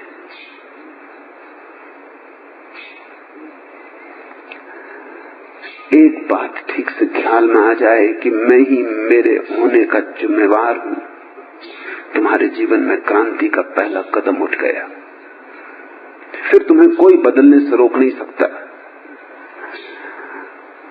अपनी तरफ देखना जरूरी है। आंखों को खर्च मत कर डालो दूसरों को देखने में।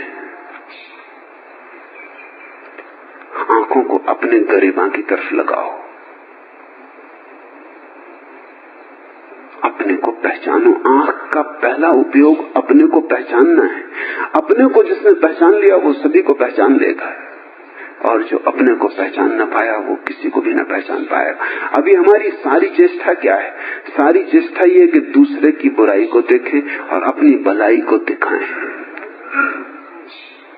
जो भलाई नहीं है वो दिखाएं और जो बुराई नहीं है उसको भी देखें। अभी हमारी चेष्टा ये बड़ी मूर्खतापूर्ण स्थिति है। फरीदा जेतु अकल लतीफ काले लिख न लेख, आप नड़े गिरवान में सिर नीवा कर देख। फरीदा जोते मारन मुखिया तिन्हा न मारे घूमी।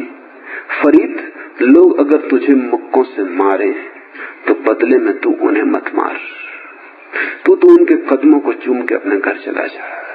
आप नड़े घर जाइए पैम तिन्हा दे चूमे। जीसस हूं कि बुद्ध कि फरीद, सभी सयानों का एक मत है। सदैव सयाने एक मत, और वो ये है कि अगर दूसरा तुम्हें मारे तो पहले तो तुम ये समझ ही लेना कि जाने अनजाने तुमने उसे मार दिया होगा। तुम्हें शायद पता भी ना हो कि किस ढंग से तुमने उसे मारा, लेकिन मार दिया होगा। अन्यथा किसको फुर्सत है तुम्हें मारने की? किसको जरूरत है?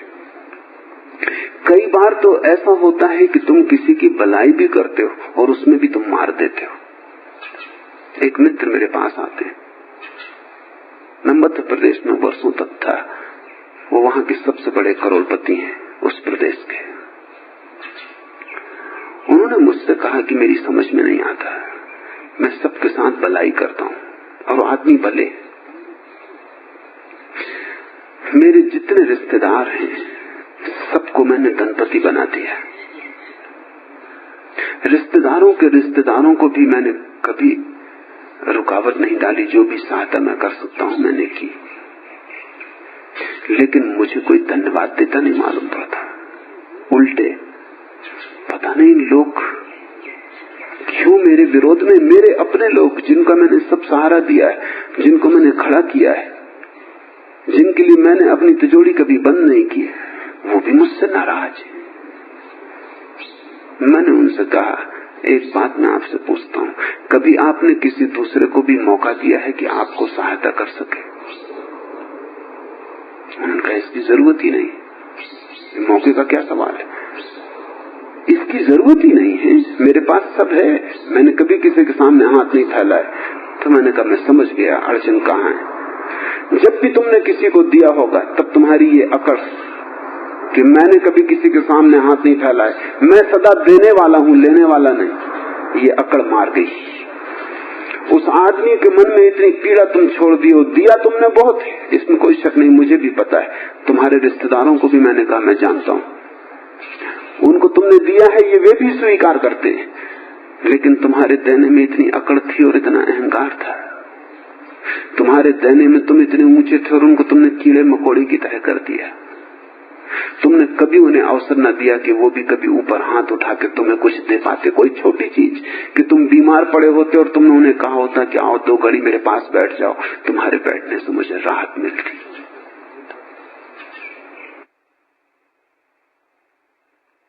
छोटा मोटा काम कि तुम मेरे लिए कर देना, कोई दूसरा न कर सकेगा, मुझसे नहीं होता।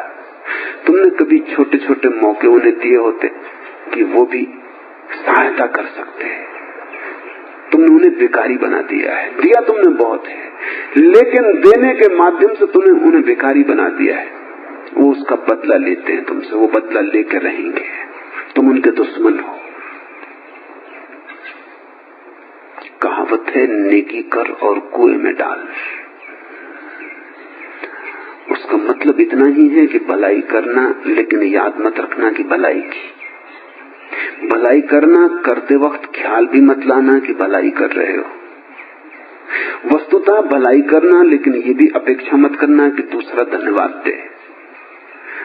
और भी अगर तुम ठीक से समझो तो भलाई करना और उसको धन्यवाद देना कि तेरी बड़ी कृपा है कि तूने सेवा का एक मौका दिया। और ये बातचीत की बातचीत ना हो, ये हार्दिक हो, नहीं तो भलाई भी चांटा मार जाती, उसका भी बदला मिलेगा। जिंदगी बड़ी उलझी है और आदमी बड़ा अंधा है।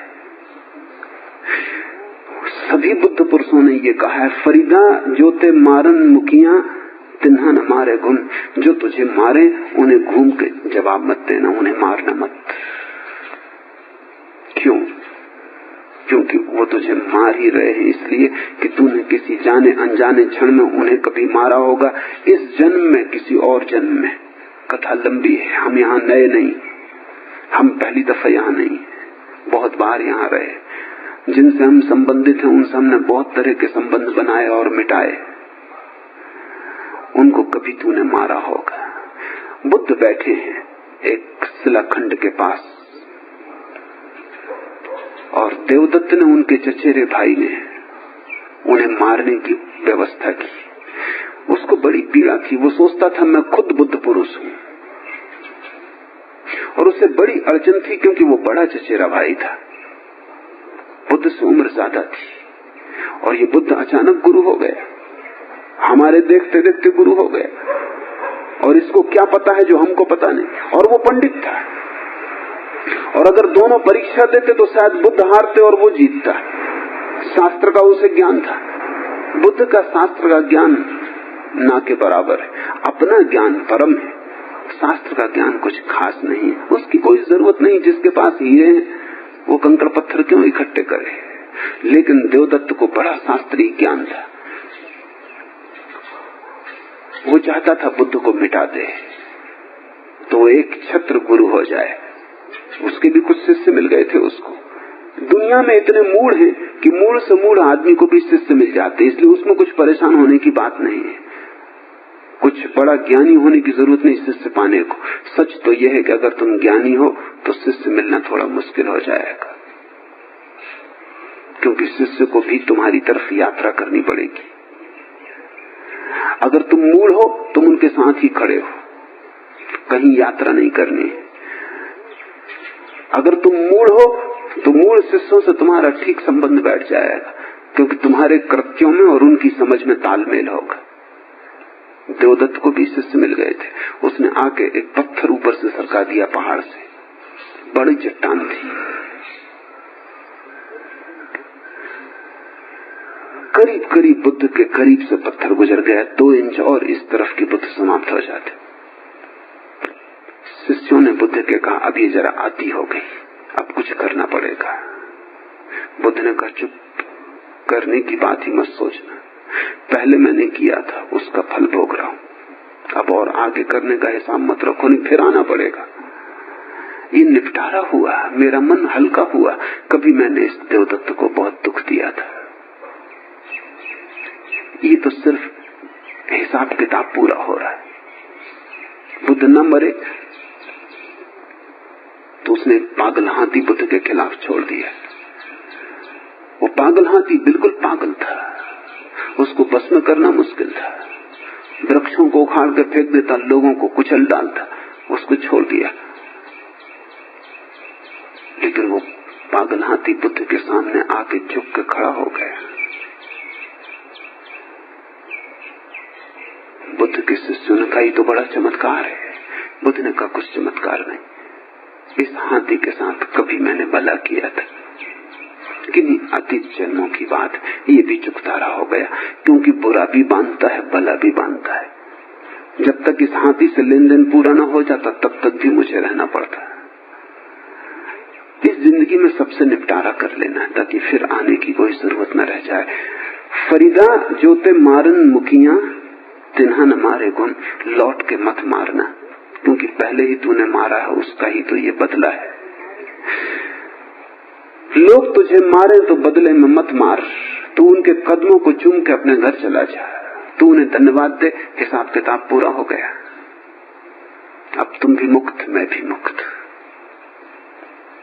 तू चूम कर उनके पैरों को अपने घर चला जा। हिसाब किताब को समाप्त करते वक्त बड़े प्रेमपूर्ण ढंग से समाप्त कर दे, क्योंकि जरा भी तूने प्रतिक्रिया की तो फिर सिलसिला शुरू हो जाता है। ये बड़ा गहरा गणित है, जीवन के शास्त्र का गणित है। अगर कोई तुम्हें दुख दे रहा है, तुमने दिया होगा, अब चुपचाप निपटारा कर लो, अब नई श्रृंखला मत बनाओ। उसे धन्यवाद दो कि निपटारा हो गया, हमने तेरे साथ किया, तूने हमारे साथ किया, बात पूरी हो गई, अब हम विदा हो सकते हैं, अब हमारे बीच कोई धागा नहीं बंधा हुआ है।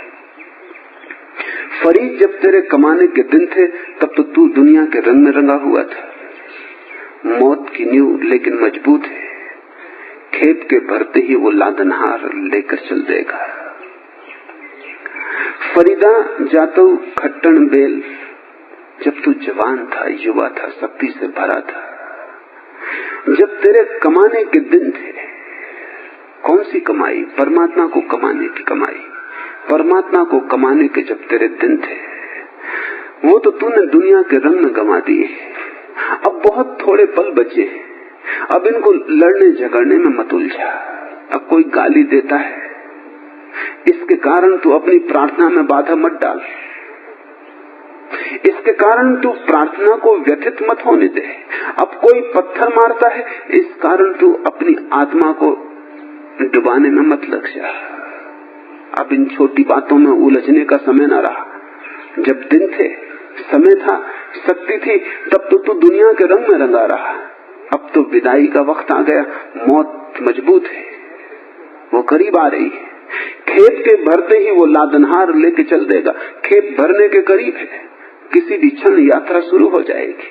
अब वक्त नहीं है कि गालियों के जवाब गालियों से दिए जाएं, कांटों के जवाब कांटों से दिए जाएं, ईंटों के जवाब पत्थरों से दिए जाएं। अब वक्त नहीं है, अब मौत करीब आ गई। ऐसे तो जिंदगी राग रंग में बिता दी, परमात्मा को न कमा पाया। अब इन आखिरी क्षणों को व्यर्थ के लेन देन के उलझाव में मत लगा। कोई गाली दे, कोई मारे, तू पैर चूम के अपने घर आ जा। फरीदा जातो खट्टन बेल तातू रता दुनी शिव। तब तो सारी दुनिया में रत रहा, उलझा रहा, मर्ग सवाई नहीं। अब मौत करीब आती है, मौत बड़ी मजबूत है, उससे बचने का उपाय नहीं। जहां भरियां तां लदियां, और जब लदना पूरा हो जाएगा मौत की नाव भर जाएगी, यात्रा शुरू हो जाएगी। देख फरीदा जूथिया दाढ़ी होई बूर। फरीद देख तो जरा ये क्या हुआ, तेरी दाढ़ी सफेद हो गई।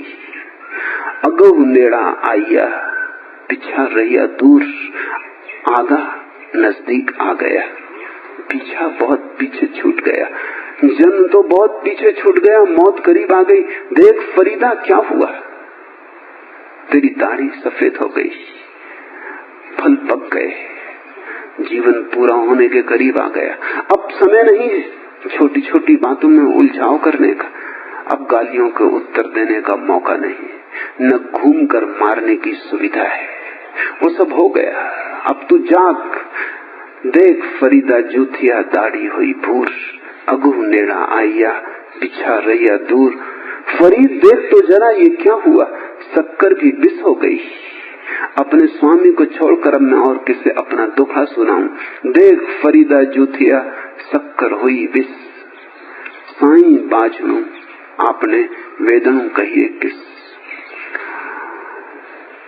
जिसको भी अमृत समझा जीवन में वो सब विष हो गया। जहां जहां मिठास पाई वहां वहां जहर हो गया। जिन जिन को सुख जाना वहां वहां दुख के सिवाय कुछ भी न मिला। जहां स्वर्ग समझ के दरवाजे खटखटाए वहां नर्क पाया। देख फरीदा यह क्या हुआ, शक्कर भी विष हो गई। अब अपने स्वामी को छोड़कर और किसे अपना दुखड़ा सुनाऊं। यहां तो कोई दुखड़े को समझेगा भी नहीं। यहां तो किससे कहना, यहां तो अंधों से प्रकाश की चर्चा हो जाएगी। यहां तो मैं दुखड़ा रोऊंगा तो लोग हंसेंगे कि पागल हुआ है। यहां तो लोग कहेंगे खाओ पियो मौज करो, यही तो जीवन है। और परमात्मा कहां है? किस दुख के लिए रो रहे हो, किस सुख की बात कर रहे हो, किस शांति की यात्रा पर चले हो? यहां कोई तीर्थ नहीं है। 4 दिन की जिंदगी है, जितनी जल्दी भोग लो, जितना ज्यादा भोग लो उतना उचित है। ये सपनों की बातें मत करो। फरीद जैसे लोग सदा ही संसारिकों को पागल मालूम पड़े। स्वाभाविक भी है, क्योंकि वो जिस सुख की बात करते हैं उसका हमें कोई स्वाद नहीं। वो जिसको दुख कहते हैं उसको ही हम सुख मान के अभी जी रहे हैं। जब हमें होश आएगा तब शायद हमको भी समझ में आए, लेकिन तब तुम भी पागल की हालत में हो जाओगे। अपनों को भी समझाओगे, वो भी न सुनेंगे। बाप बेटे को समझाता है, कुछ सार नहीं है इन बातों में, लेकिन बेटा समझ नहीं पाता, क्योंकि बेटे को भी जब अनुभव होगा तभी समझ आएगी। बल्कि बेटा मन में ये सोचता है खुद तो खूब भोग कर बैठ गए, अब दूसरों को समझा रहे हो कि सार नहीं। बाप को भी इसके बाप ने समझाया था कि कुछ सार नहीं, ये भी ऐसे ही बेरुखे मन से सुना था। जवानों को बूढ़ों की शिक्षा ठीक नहीं मालूम पड़ती, ठीक तो दूर अरुचिकर मालूम पड़ती, अरुचिकर भी दूर बड़ी अपमानजनक मालूम पड़ती। जवान बूढ़ों से बात नहीं करना चाहते, क्योंकि जवानी की भाषा और आंखों में इंद्रधनुष समाये, मन में बड़े सपने हैं और रुआ रुआ पागल है वासना से। और तुम परमात्मा की बात करो, प्रार्थना की बात करो, मंदिर मस्जिद गुरुद्वारे की बात करो, जिसती नहीं। अभी दुनिया से मन भरा कहां? तो फरीद कहता है जो हालत हमारी हो गई वो ये है कि जीवन तो ऐसे ही गंवा दिया। ये दाढ़ी सफेद हो गई, मरने का वक्त करीब आ गया। कब लदाई पूरी हो जाएगी, लादनहार चल पड़ेगा, कुछ कहा नहीं जा सकता। किसी भी क्षण ये घटना घट सकती। एक बात निश्चित, वो मौत है। जीवन में सब अनिश्चित है मृत्यु के अतिरिक्त, और सब हो भी न भी हो, मगर मौत तो होगी। अब ऐसी घड़ी में देख फरीदा जूथिया शक्कर हुई विष, साईं बाजू आपने वेदनू कहिए किस, ये वेदना किससे कहें सिवाय अपने स्वामी के, वही समझ सकेगा। जब तुम्हारे जीवन में समझ आती है तो सिवाय परमात्मा को छोड़ के और किसी से बात करने में अर्थ नहीं रह जाता। प्रार्थना का यही अर्थ है, तुम अपने परमात्मा से बात करते हो, वो समझेगा। अगर वो न समझेगा तो फिर तो कोई भी न समझेगा। भक्त जब भगवान के सामने बैठता है तब वो अपनी सब बातें हृदय खोल के कहता है, तब वो दुख रोता है उसका जो बीत गया, पछताता है उस सब के लिए जो जा चुका, उस सब की बात करता है जो आ रहा है। वो अपने जीवन के सपनों की बात कहता है जो झूठे सिद्ध हुए, और उन सत्यों की बात कहता है जिनकी झलक अब मिलनी शुरू हुई।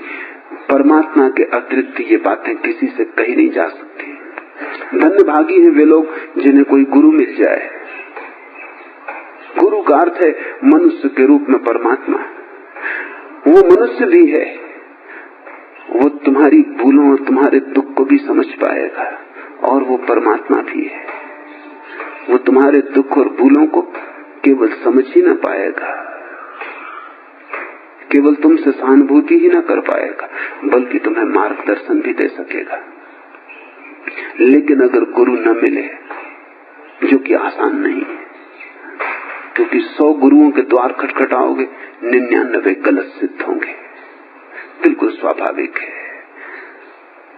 संसार में जहां असली सिक्के होते हैं, खोटे सिक्के भी चलते हैं, और खोटा ज्यादा चलता है। तुम्हारे खीसे में भी अगर एक असली सिक्का और एक खोटा, तो तुम पहले खोटे को चलाने की कोशिश करते हो। असली तो कभी भी चल जाएगा। इसलिए अर्थशास्त्री कहते हैं खोटे सिक्कों को चलने की बड़ी धुन होती है, वो पहले चलते। असली तो तिजोरी में छिप जाते हैं, नकली बाजार में चले जाते हैं। वही हालत सभी असली चीजों की है। असली गुरु की भी वही हालत है। तुम उसे बाजार में ना पा सकोगे, वो तो हट जाता है। बाजार में तुम्हें वो मिल जाएगा जो तुम्हारी राह ही देख रहा था, वो तुम्हारे दरवाजे के सामने ही बैठा मिल जाएगा। उसे पाने के लिए तुम्हें कोई भी चेष्टा न करनी होगी, कुछ भी खर्च न करना पड़ेगा। उल्टे वो तुम्हें प्रसाद भी देगा, ताकि प्रसाद के लोभ ही आ जाओ। वो सब तरह तुम्हें उलझाएगा। गुरु खोजना बड़ी कठिन बात है। मिल जाए सौभाग्य, तब उसके सामने रोया जा सकता है। वो तुम्हारे आंसुओं को समझेगा। तुम्हारे आंसुओं को बहते देख के वो ये ना समझेगा कि तुम दीनहीन हो। तुम्हारी आंसू की गरिमा उसे समझ में आएगी। तुम्हारे आंसू उसके लिए बड़े पवित्र होंगे। तुम रो के उसके सामने छोटे ना होगे, तुम रो के उसके सामने बड़े हो जाओगे। तुम्हारे आंसू तुम्हारी महिमा की खबर देंगे। तुम्हारे पछतावे तुम्हें दीन ना करेंगे। तुम अपने पछतावों की बात करके पछतावों से मुक्त हो जाओगे। उससे तुम अपने दुख कह के हल्के हो जाओगे। लेकिन अगर ये ना हो सके, जो कि होना कठिन है, कि गुरु मिल जाए, तो परमात्मा तो सब तरफ उपलब्ध है, उसे तो खोजने कहीं नहीं जाना है। तुम एक वृक्ष के पास बैठ के वृक्ष को ही उसका संदेश वाहक बना सकते हो। आकाश में चलते बादल को देखकर तुम मेघदूत बना सकते हो उसी बादल को। तुम उससे ही कह दे सकते हो अपना रोना कि जा रहे हो परमात्मा की तरफ, कह देना मेरी खबर। गुरु न मिले तो परमात्मा तो सब तरफ उपलब्ध है, लेकिन ये भी बड़ी कठिन बात है कि गुरु न मिले तो कौन तुम्हें जगाए, कौन तुम्हें कहे कि परमात्मा चारों तरफ है। गुरु मिल जाए तो सुगम हो जाती है बात, क्योंकि गुरु तुम्हारे जैसा ही होता है एक अर्थ में, और एक अर्थ में तुमसे बिल्कुल भिन्न होता है। गुरु तुम्हारे और परमात्मा के बीच में लगे द्वार की भांति होता है। मगर जीवन बहुत जटिल है। जटिल ऐसा है जैसे कोई अगर पूछे कि मुर्गी पहले या अंडा पहले, ऐसा जटिल है। अगर तुम कहो मुर्गी पहले तो मुसीबत है, क्योंकि तत्क्षण मन कहता है मुर्गी आएगी कहां से, अंडा चाहिए। तुम कहो अंडा पहले तो मुसीबत है, मन तत्क्षण कहेगा अंडा आएगा कहां से, मुर्गी रखेगी तभी ना। परमात्मा और गुरु का मामला भी मुर्गे अंडे जैसा है। अगर गुरु मिल जाए तो परमात्मा मिल जाए, अगर परमात्मा मिल जाए तो गुरु मिल जाए। कौन पहले, बहुत मुश्किल है। जो पहले मिल जाए तो उसी को पहले मान के चल पड़ना। वस्तुतः दोनों करीब करीब साथ साथ मिलते हैं, युगपथ मिलते हैं। क्योंकि मुर्गी है क्या, सिर्फ अंडे के लिए एक मार्ग है। अंडा क्या है, मुर्गी के लिए एक मार्ग है। अंडा मुर्गी होने के रास्ते पर है, मुर्गी अंडा होने के रास्ते पर है। वो दोनों संयुक्त हैं। गुरु परमात्मा के लिए एक मार्ग है, परमात्मा गुरु के लिए एक मार्ग है। जो मिल जाए, जो पहले मिल जाए, जिसकी समझ तुम्हें पहले आ जाए, वहीं से चल पड़ना। वहीं तुम अपने को हल्का कर पाओगे। इस संसार में तो लोगों के सामने दुखड़ा मत रोना जो तुम रोज करते हो। तुमने कभी सोचते भी नहीं, तुम अकल के दुश्मन हो। तुम उन लोगों से दुख रो रहे हो जो खुद ही तुमसे ज्यादा दुखी, और वो अगर तुम्हारी बात भी सुनते हैं तो सिर्फ इसीलिए कि तुम्हारे दुख सुन के उनको अपने दुख छोटे मालूम पड़ते हैं। और वो अगर तुम्हारी बात सुनते हैं तो भी इसीलिए कि तुम चुप हो जाओ तो वो अपना दुखड़ा तुम पर रोते। लेन देन है, लेकिन दुख एक दूसरे को सुना के क्या होगा। इससे भी थोड़ा सा हल्कापन तो मिलता है कि किसी ने भी सहानुभूति से सुन लिया। अब पश्चिम में तो कोई के पास इतना समय नहीं कि दुख सुने, तो एक नया व्यवसाय पैदा हो रहा है मनोचिकित्सक का, साइको एनालिस्ट का। उसका कुल धंधा इतना है कि वो तुम्हारा दुख सुनता है, उसके पैसे लेता है। क्योंकि किसी के पास फुर्सत नहीं, न पति के पास फुर्सत है कि पत्नी का रोना सुने, क्योंकि दिन भर का थका मांदा भागा दौड़ा किस तरह घर आता है, और ये दिन भर का राग लिए बैठी। न पत्नी को फुर्सत है कि पति की सुने, तो एक पेशेवर सुनने वाला है। मनोवैज्ञानिक जो है वो कुछ नहीं करता, वो तुम्हें लिटा देता है एक कोच पर, पीछे बैठ जाता, तुमसे कहता जो दिल में आए कहो। लोग सालों तक मनोचिकित्सा करवाते और उससे उन्हें हल्कापन लगता है। कम से कम कोई इतनी गंभीरता से तो सुन रहा है, कोई इतने ध्यान से सुन रहा। हालांकि सुन नहीं रहा मनोवैज्ञानिक, उसको क्या लेना देना है। मैंने फ्राइड के संबंध में सुना है कि वो सुबह 9 बजे से लेकर रात 9 बजे तक 2500 मरीजों को मिलता था, सुनता था। बूढ़ा हो गया तब भी। एक जवान मनोवैज्ञानिक जो उसके पास शिक्षण ले रहा था, उसने एक दिन कहा कि हम तो 2-3 मरीजों के बाद थक मरते, क्योंकि वही रोना, वही राग, कहाँ का गंदा कचरा सब निकालते। आप 9 बजे रात भी ताजे रहते। फ्राइड ने कहा सुनता कौन है? वो अपनी सुना रहा, हम अपने भीतर सुनते उसको सुनाने से सुख मिल रहा है, सुना ले। सुना के लोग हल्के हो जाते। बड़ा महंगा धंधा है। मनोविज्ञानिक इस समय सबसे ज्यादा तनख्वाह और रुपये कमाता है पश्चिम में, क्योंकि लोगों के मन में इतनी तकलीफ हो गई है। कोई सुनने वाला नहीं, कोई आत्मीयता से सुनने वाला नहीं। रास्ते पे लोग नमस्कार करने में डरते हैं, कोई कुछ सुनाने न लगे। किसी के घर जाना हो तो ऐसा नहीं जैसा हिंदुस्तान में पहुंच गए बोरिया बिस्तर लेके, मेहमान बन गए, महीनों टिके रहे। कहीं जाना हो तो खबर दे के जाना पड़ता, पूछ के जाना पड़ता, और फिर भी जहां तक संभावना है वो होटल में ठहरवाएगा, घर नहीं ठहराएगा, क्योंकि कौन तुमसे खोपड़ी पचाएगा। होटल में ठहरो, कभी खाने पे बुला लेगा, ठीक है। रविन्द्रनाथ टैगोर ने लिखा है कि एक मित्र ने, वो इंग्लैंड में थे, अपनी शादी के लिए उन्हें बुलाया, खुद की शादी के लिए बुलाया। वो बड़े प्रसन्न हुए, उनको पता नहीं था, पहली दफा इंग्लैंड गए थे, तो निकले उसकी शादी के लिए जाने को। लंदन से कोई घंटे भर का फासला था, नए थे, ठीक जगह न खोज पाए, तो पहुंचना था 10 बजे रात, पहुंचे 12 बजे। वहां तो सब काम समाप्त हो चुका था, शादी वादी हो चुकी थी, पार्टी वार्टी हो चुकी थी। जब दरवाजा खटखटाया, मित्र बाहर आया, उसने कहा आप तो बहुत देर से आए। तो मैंने कहा तो क्या करूं, मैं तो परिचित नहीं हूं, तो खोजने में देर लग गई। तो उस मित्र ने कहा ये होटल का नाम है, आप वहां जाके खोज लें, अगर कोई जगह हो तो रुक जाएं। उसने ये भी नहीं कहा कि यहाँ रुक जाएं रात भर। आए उसकी शादी के लिए थे, उसने कहा आप रुक जाएं होटल में, और सुबह आप वहीं से स्टेशन करीब है, गाड़ी पकड़ लेना। उन्होंने लिखा है कि मेरा पहला अनुभव पश्चिम का हुआ ही, कि पश्चिम में किसी को फुर्सत नहीं, न सुविधा है, न इतना बोझ किसी के लिए नहीं। अपना ही बोझ काफी है, अपना ही रोना काफी है। दूसरे के सामने रोना भी मत, उसका रोना बहुत है, उसको बढ़ाओ मत। और उसको समझ भी नहीं है तुम्हारे रोने की, वो भी तुम जैसा ही है। वो ऐसे ही जैसे एक बीमार दूसरे बीमार की चिकित्सा कर रहा हो। मैंने सुना है एक आदमी को दमे की तकलीफ थी, कई इलाज करवाए, ठीक ना हुआ। फिर किसी ने कहा कि एक हकीम है यूनानी, वो ठीक कर देगा।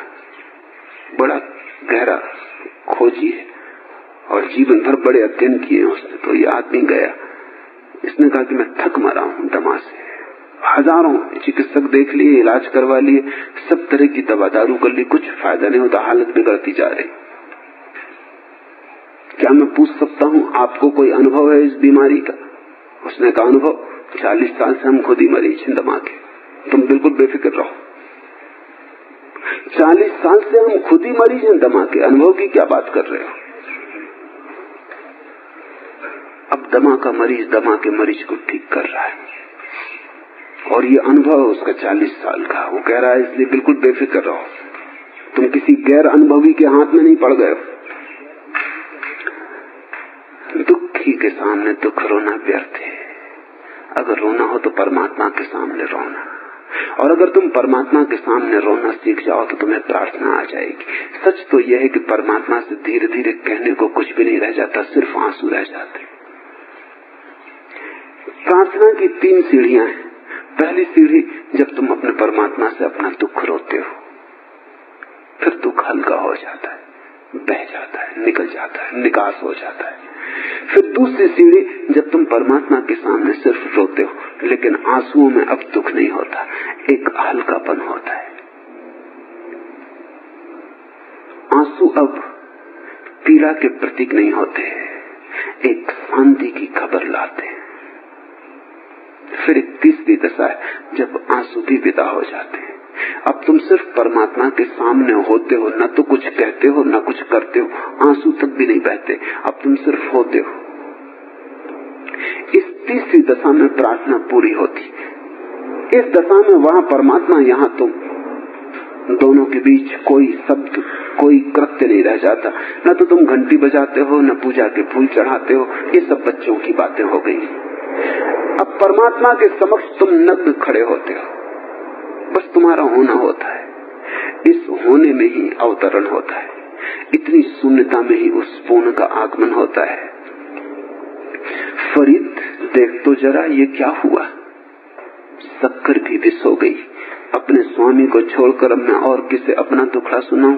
देख फरीदा जूथिया शक्कर होई विष, साईं बाजू आपने वेदन कहिए किस।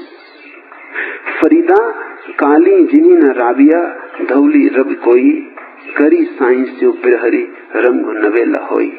फरीद, क्या किसी स्त्री ने जब उसके केस काले थे स्वामी के साथ रमण न कर तब रमण किया, जब उसके केस पककर श्वेत हो गए?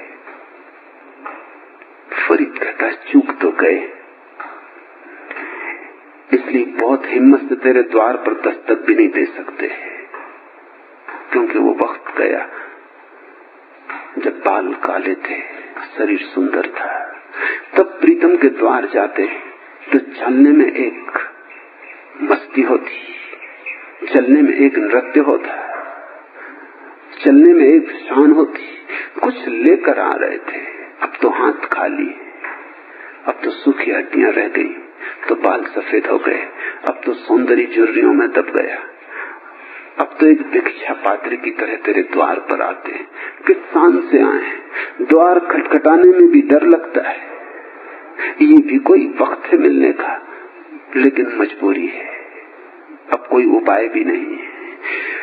फरीदा काली जिनी न राबिया, जब बाल काले थे, जब प्यारे को न खोजा, धौली रब कोई, और कभी इतने कुरूप होकर एक खंडहर की भांति किसी प्रेसी ने अपने प्रेमी को खोजा है। लेकिन तू जानने वाला है, तू क्षमा कर सकेगा।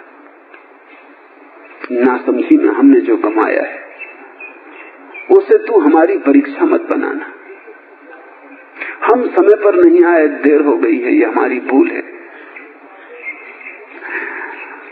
लेकिन तुझ पे हमें भरोसा है, तेरी करुणा का भरोसा है। खैर, साईं से तो अब भी प्रीति कर, जिससे कि तेरे केसों का रंग फिर नया हो जाए। हम जानते हैं कि तेरी कृपा की दृष्टि हुई तो केस के आत्मा का रंग भी फिर नया हो जाएगा। करी साऊं स्यु बिरहरी रंग नवेला होई, तू हमें पुनर्जन्म दे देगा। हम तेरे भीतर से फिर पैदा हो जाएंगे, एक नए रूप में आविर्भाव होगा। तुझ पे भरोसा है। अपने तो पैर डगमगाते, कुछ संपदा लेकर नहीं आ रहे हैं, कुछ दान करने को नहीं है, कुछ भेंट करने को नहीं है। मन कपता है, पैर डगमगाते, योग्यता कोई नहीं, पात्रता कोई नहीं। यही भक्त की भावदशा है। कुछ लेकर नहीं आ रहे हैं, सिर्फ रोते हुए आ रहे हैं। आंसुओं की भेंट है। मैं एक यहूदी फकीर मजीद के वचन पढ़ रहा था। उसके हर वचन में वो परमात्मा से कहता है कि आज मेरे सिर में दर्द है, यही तुझे भेंट करता हूं, और तू मेरे पास कुछ नहीं। आज मेरे पैर में तकलीफ है, यही तुझे भेंट करता हूं, और तू मेरे पास कुछ नहीं। आज बूढ़ा हो गया हूं, देह जर्जर है, आज ये जर्जर देह तुझे भेंट करता हूं, और तू मेरे पास कुछ नहीं। जिस दिन तुम समझोगे तुम्हारे पास कुछ नहीं, उसी दिन तुम्हारे पास जो भी है वो भेंट स्वीकार हो जाएगी। जब तक तुमने समझा कि तुम्हारे पास कुछ है, अकड़ बाकी रही, रस्सी जल गई, अकड़ बाकी रही, तब तक तुम चाहे दुनिया का साम्राज्य लेकर भी जाओ, वो भेंट स्वीकार न हो सकेगी। अहंकार जिस भेंट के साथ जुड़ा है वो अपवित्र हो गई। निरअहंकार भाव से तुम खाली हाथ लेकर जाना, वो स्वीकार हो जाएगी। बुद्ध के जीवन में उल्लेख, एक सम्राट आया बुद्ध को मिलने, स्वभाव था सम्राट था, तो उसने एक बहुमूल्य कोहिनूर जैसा हीरा अपने हाथ में ले लिया। चलते वक्त उसकी पत्नी ने कहा कि पत्थर ले जा रहे हो। पत्नी ज्यादा समझदार होगी, स्त्रियां अक्सर पुरुषों से ज्यादा भावपूर्ण होती, भाव की एक समझ होती। पत्नी ने कहा पत्थर ले जा रहे हो, माना कि कितना ही मूल्यवान है, लेकिन बुद्ध के लिए इसका क्या मूल्य, जिसने सब साम्राज्य छोड़ दिया, उसके लिए पत्थर ले जा रहे हो, ये भेंट कुछ जस्ती नहीं। अच्छा तो हो कि अपने महल के सरोवर में पहला कमल खिला है मौसम का, तुम वही ले जाओ, कम से कम जीवित तो है। और बुद्ध कमलवत है, उनके जीवन का फूल खिला है, उसमें कुछ प्रतीक भी है। ये पत्थर में क्या है, तो बिल्कुल बंद है, जड़ है। बात तो उसे जची, तो उसने सोचा एक हाथ खाली भी है, पत्थर तो ले ही जाऊंगा, क्योंकि मुझे तो इसी में मूल्य है, तो मैं तो वही चढ़ाऊंगा जिसमें मुझे मूल्य। लेकिन तू कहती तेरी बात भी थी, हो सकती ठीक हो, और बुद्ध को मैं जानता भी नहीं किस ढंग के आदमी, तो फूल भी ले लिया। एक हाथ में कमल, एक हाथ में हीरा लेके वो सम्राट बुद्ध के चरणों में गया। जैसे वो बुद्ध के पास पहुंचा और हीरे का हाथ उसने आगे बढ़ाया, बुद्ध ने कहा गिरा दो। मन में तो बड़े उसे चोट लगी, चढ़ा दो नहीं, बुद्ध ने कहा गिरा दो। अभी हाथ जरा सा बढ़ाया ही था, मगर जब बुद्ध ने कहा गिरा दो, चोट तो लगी अहंकार को कि बहुमूल्य हीरा है, गिराने की चीज नहीं। ऐसा हीरा दूसरा पृथ्वी पर खोजना मुश्किल है, ये मेरे खजाने का सिरमौर है। मगर अब बुद्ध के सामने न गिराए तो भी फजीयत होगी, और हजारों भिक्षु बैठे और सबकी आंखें टंगी। उसने बड़े बेमन से, गिराना तो नहीं चाहता था लेकिन गिरा दिया। सोचा शायद पत्नी ने ही ठीक कहा हो। दूसरा हाथ आगे बढ़ाया, वो जरा ही आगे गया था कि बुद्ध ने फिर कहा गिरा दो।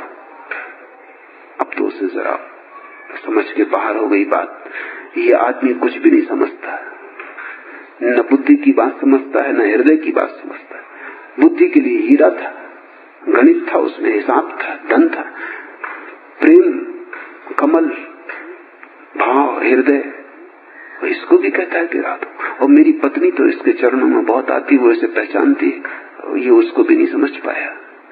मगर अब जब कहता है हीरे ही गिरा दिया, तब इस कमल में क्या रखा है, 2 कौड़ी का है, उसने गिरा दिया।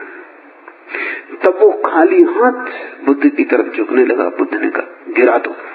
तब तुम समझा कि आदमी पागल है, अब कुछ है ही नहीं गिराने को, दोनों हाथ खाली। उसने कहा क्या गिरा दूं? बुद्ध तो चुप रहे। बुद्ध के एक भिक्षु ने, सारी पुत्र ने कहा अपने को गिरा दो, हीरे और कमलों के गिराने से क्या होगा, अपने को गिरा दो, शून्यवत हो जाओ तो ही उन चरणों का स्पर्श हो पाएगा। तुम बचे चरण दूर, तुम मिटे चरण पास। तब कहते हैं उस सम्राट को उसी क्षण बोध हुआ, वो गिर गया, वो सच ही गिर गया। जब वो उठा तो दूसरा आदमी था, वो मस न गया, वो भिक्षु हो गया, वो संन्यास्त हो गया। उसने कहा जब गिरा ही दिया तो वापस जाने वाला न बचा। बहुत दूसरों ने समझाया कि इतनी कोई जल्दी नहीं। उसने कहा बात ही नहीं, जब मैं ही न रहा तो कौन वापस जाए, जो आया था वो नहीं। अब बुद्ध मुझ में समा गए, उनकी बांसुरी मुझे सुनाई पड़ी। जरा सा सुर इतना मधुर है तो पूरे संगीत का कैसा आनंद होगा। फरीद कहते हैं खैर साईं से तू अब भी प्रीति कर ले, उसके दरबार में देर कभी भी नहीं। जब भी तू आया यही काफी है। खाली होके आना ही उपाय है। ये साईं चमड़ी पर पड़ी हुई चुर्रियों को नहीं देखता, न बूढ़े की झुक गई कमर को देखता है, न युवा जवानी की तरंगों को देखता है। ये साईं तो उस शून्य मन को देखता है जो सब गंवा कर आया है, जो ये जान कर आया है कि सब व्यर्थ है, वही झुकने में समर्थ होकर आया है।